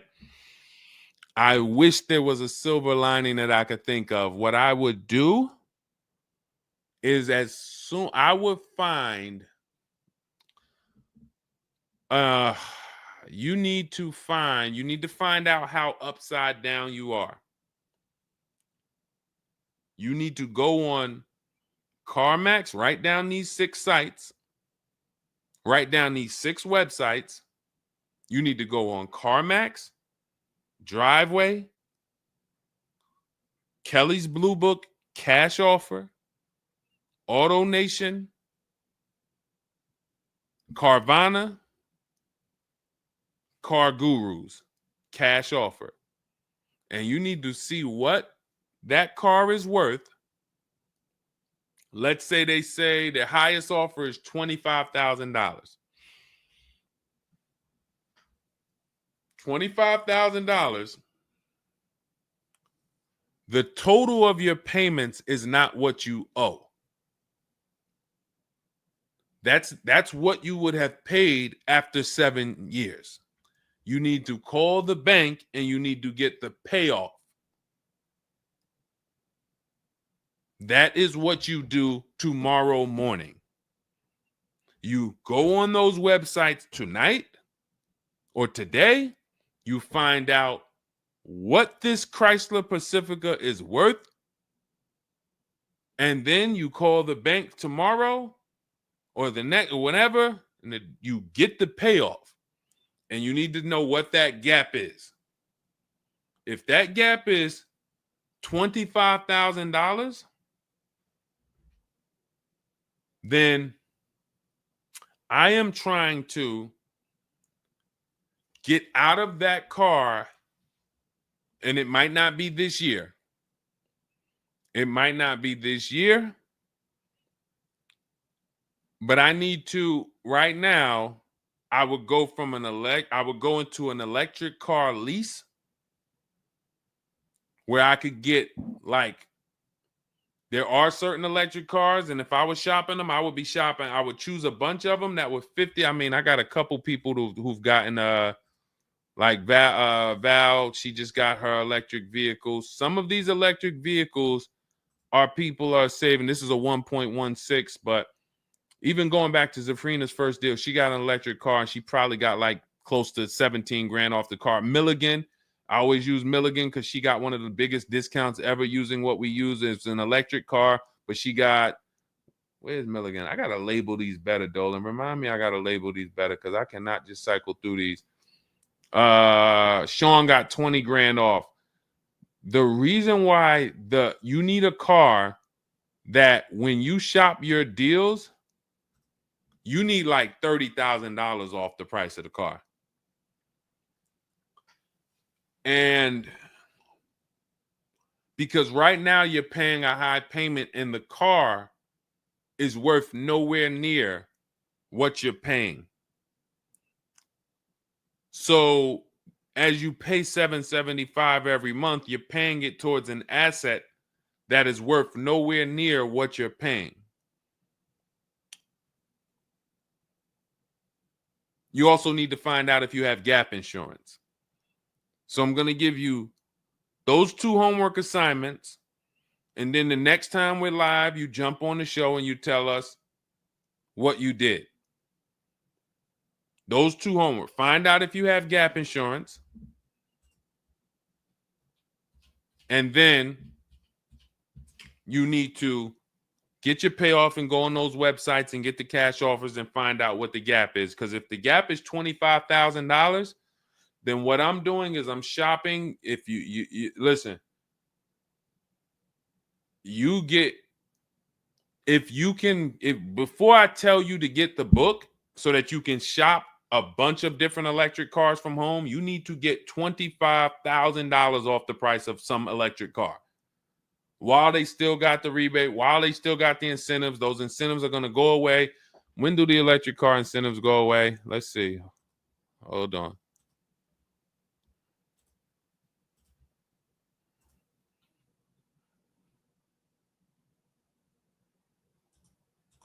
Hold on.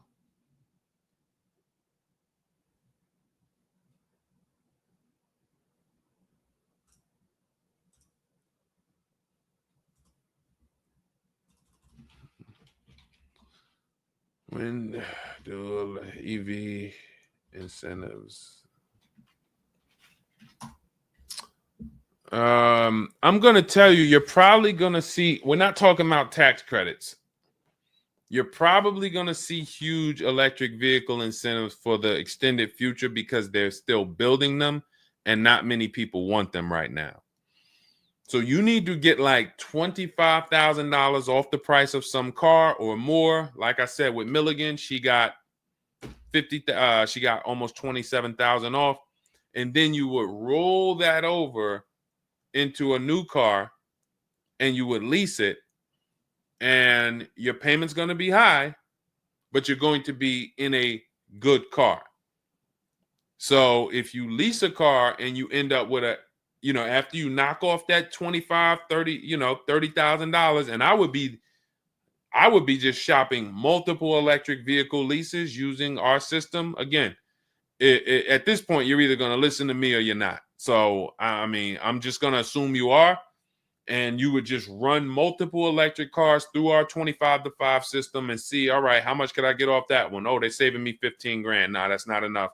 All right, let me go pick this Kia SUV. All right, how much can I get off that? Oh, 17 grand. Nope, nah, that's not enough. Oh, let me pick this one. Oh, they're giving me 22 off. All right, that's better. Let me see if I switch this car over to that, how much they would give me. And you're trying to get out of that car, but you cannot bring all of that negative equity over unless you already knock down this new car by $20,000 or $25,000 because the bank is not going to approve it.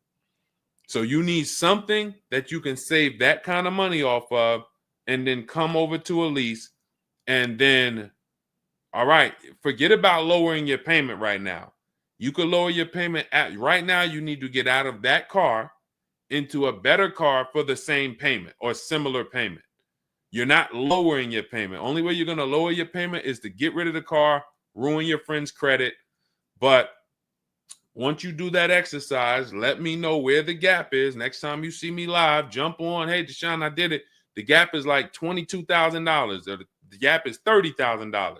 If the gap's 30, then we got to see what we do there. But the long-term plan is I need to get out of this and I need to get into an electric vehicle that I can lease for 3 years so that I can bury all that negative equity into this car. And what it's going to be is it'll be like, all right, I'll knock 25 grand off the price.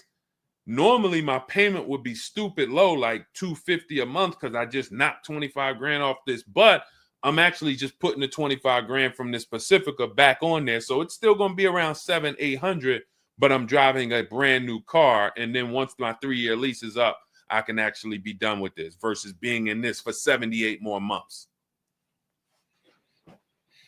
All right. So next time I'm live, jump on and, tell me you did the homework and we can see if we can actually, try to get you to some form or fashion of some type of end. Yeah, I'm not a fan of the electric car. Can't help you. Can't help you. I appreciate you being on here, but you should have not been a fan of this. How are we in a 2020? This is the part where we have to realize you have your friend tied to this car. And I'm telling you what you may be able to do to get her out of this situation and get out of this Chrysler Pacifica. That is a car that is worth $20,000 that you have a loan on of $55,000+. And you're like, I don't like this electric car. I'm not a fan of it. I'm telling you, there's tons of them out there. We should not even have our friend on this deal. So be a quality friend. Don't be like the people who will come into the dealership, put their friend on the credit, on the credit. Hey, can you sign for me? I had one girl that would come in and she had her mom on one car, burned her mom, and they had somebody else from the church coming in here to sign for her to get another car because she burned her mother's credit. Didn't care about nobody. Do not be that person. You have someone tied. Your friend was nice enough to be on this horrible, terrible deal with you. Now you need to do something to show her you are trying to get her out of this deal, regardless of how you feel about the car, because you should be feeling terrible about the Chrysler Pacifica that you're in that we have an 80-month loan on. She is the one who put us in this situation and we are trying to go the best route. So how are you in the deal? Does the lease go from the day you got it to the anniversary day? It goes usually 3 years. How are you in the deal? When you're saying your friend is the one that put you in the situation,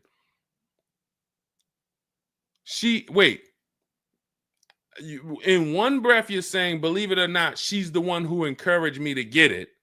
And then in another breath, you're saying she's the one who put me in the deal, who put us in this situation.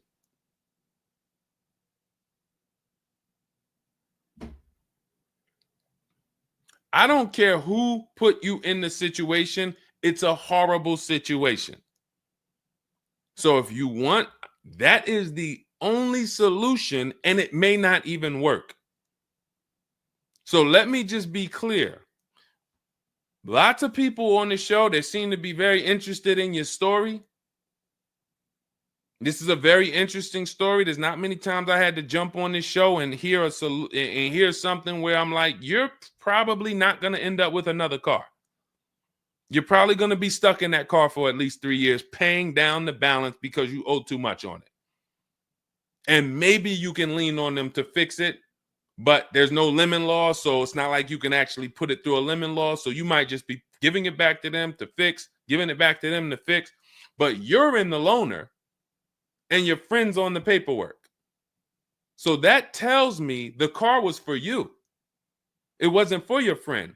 So your friend signed for the car knowingly, may have encouraged you to get the car. Yeah, girl, I'll do it. Listen, I want to see you win. Look, maybe didn't know what she was signing, didn't understand. All right, you're $775 a month. Can you afford that? Okay, yeah, I could afford that. Okay, perfect. All right, I'm going to sign for it. Didn't realize maybe it was for 7 years. and didn't realize that, oh, shoot, you're going to be paying 60 grand for this car, and didn't know, oh, this car is going to be in the shop, but it's your car because you're the one in the loaner. It's not her car. She's not in a loaner. So there's only one potential solution where you could even think about getting out of this car, because no one can get you out of a car that you're $30,000 buried in.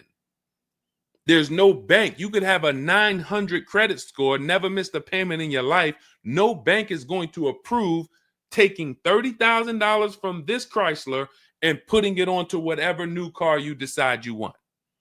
You need to get a huge discount off of some car. There's no car that's going to give you 30,000 off or 25,000 off except an electric vehicle. So if I'm telling you something that may not even work, but it's your only route, that's all you got. You want to come up with something else, repo the car, ruin your friend's credit, I got nothing to do with that. My only job is to try to provide and advise a solution to when people tell me, this is my situation, this is my goal. Normally people have 2 or 3 options. You have half an option. Like, you ever play spades? 1 and a possible, 3 and a possible. You have none and a possible. The possible might not walk. But I'm telling you, do this exercise, and then we can see if that possible will walk. If it doesn't, you got no books. You stay in the car, and that's your only option. It's a bad situation. One of the worst I've ever seen. And I'm not saying that to beat you up. I'm saying that so you realize the severity of the transaction. So if I have to bite this bullet and I got to pay this car for the next 2 years, 3 years, it's because I'm in a bad situation. And then when I pay down this car, maybe I can make a different move in 2 years. And then I'll be much wiser before I make my moves, so that I never end up in this situation again. Okay? So for everybody who joined, this was great. Again, my goal is to keep you from ever making mistakes. Every mistake you make on a car transaction costs you thousands of dollars. There is no the least expensive mistake you could make is getting gap insurance when you didn't need it. Getting gap insurance when you didn't need it, you just paid probably $400 or $500. You didn't need it. All right, you lost $400 or $500. That's the least expensive mistake you can make on a car. Everything else is thousands of dollars, $2,000 mistakes, $5,000 mistakes, and more. So you can avoid every mistake by having a step-by-step checklist. If it's in Deshone's book, I do it. If it's not in his digital book, I don't do it. So there's no way I'm going to make a mistake. That's okay, TJ girl. We'll be back tomorrow. If I'm giving you a checklist, check, do this, check, check. You're doing everything I say do. There's no room for a mistake. You're not following an almanac. You're following a checklist. That's why my book is called Cars from Home, 7 Steps to Saving Time, Money, and Avoiding Dealerships. Step 1 through 7, check them off. You do car transactions mistake-free. You don't miss any money with your financing. You don't buy bad cars. You don't do anything that you're like, oh, was this good? No, it's a checklist. So normally it's $97.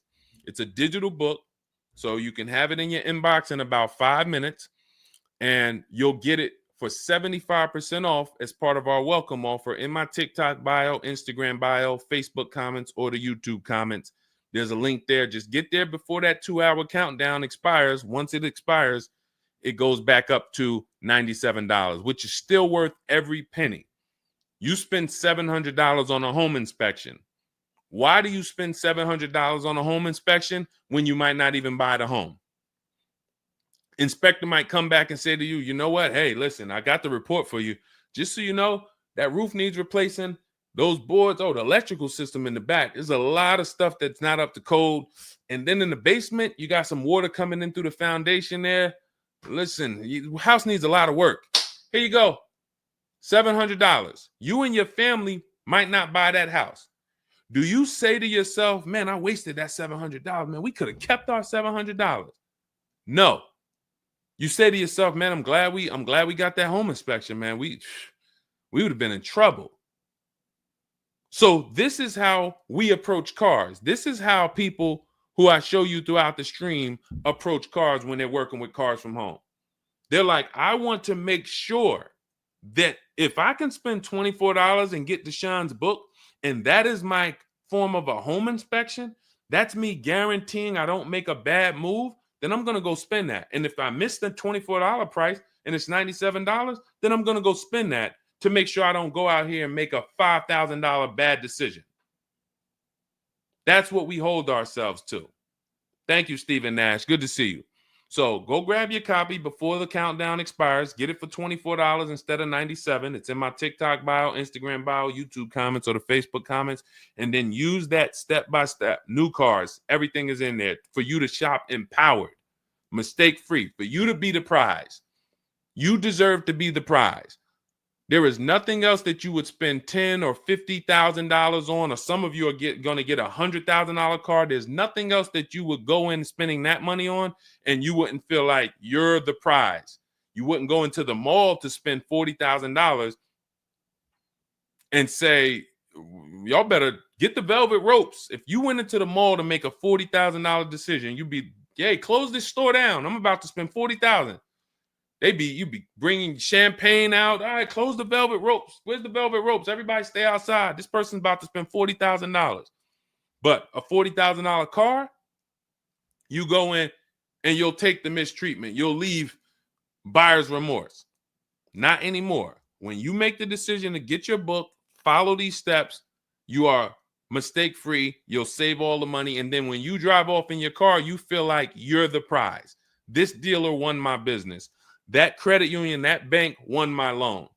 This deal, buyer, Carvana, CarMax, Driveway, they got to buy my old car because they put the best bid up. Everybody won a bid. And that's how I know I won, because everybody competed for my business. I didn't beg none of you for anything. That's how we do. So go get your book. And if you want to get started and you're like, Deshone, you know what? Is there anything I can get started for free? Because I'm just getting to know you. I don't really know you yet. Now I want to see, then go grab my free cheat sheets. Dolan will put a link in the comments for you guys. It's Deshone's cheat sheets. It's also in my TikTok bio, my Instagram bio. And you can see what we give to people who want free advice to get you started. But if you're like, no, give me the blueprint. Give me the bang, bang, step-by-step, start to finish. That's my digital book. Go get it. And carry in gifted hands. Please check back in with us. Let me know when you do that exercise how big that gap is between what the Pacifica is worth and what the cash offers will buy, what will pay for it.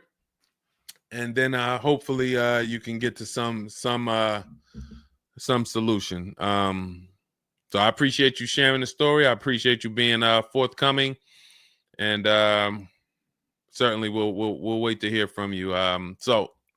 Thank you everybody for joining us. We've been on here for almost 2.5 hours. It was a longer show, but I hope you all got a lot out of it. We talked a lot about all different things.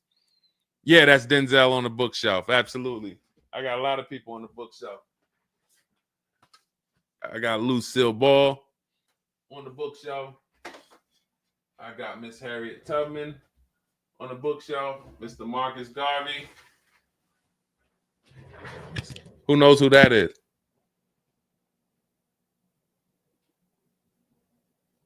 That's the great one.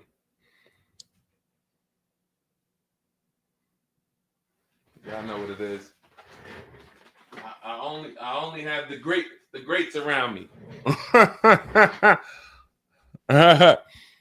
Alexis Chu, you don't know who that was? Who could tell Alexis who that last person was? Man, you better get up on the honeymooners. Yep, that was, yes, TJ girl. Yep, Jackie Gleason. Yep, that is right. The great one. So yeah. So yes, so it was a pleasure. We'll be back. We'll be back for another show. When you see us, jump on, get your questions answered. For those of you who have my book, I want to thank you. Shout out to I saw a couple people say they grabbed their book and they were using they were ready to use it. I would get the paperwork through email, never received it. I need your help. I bought 2 brand new cars. I was told I would get the paperwork by email, never received it. So call the dealership. Call it. You bought 2 brand new cars. You said you would get the paperwork by email. You never received it. Call the dealership and, hey, where's my paperwork? Ask for the finance manager. Where's my paperwork? That's what you do.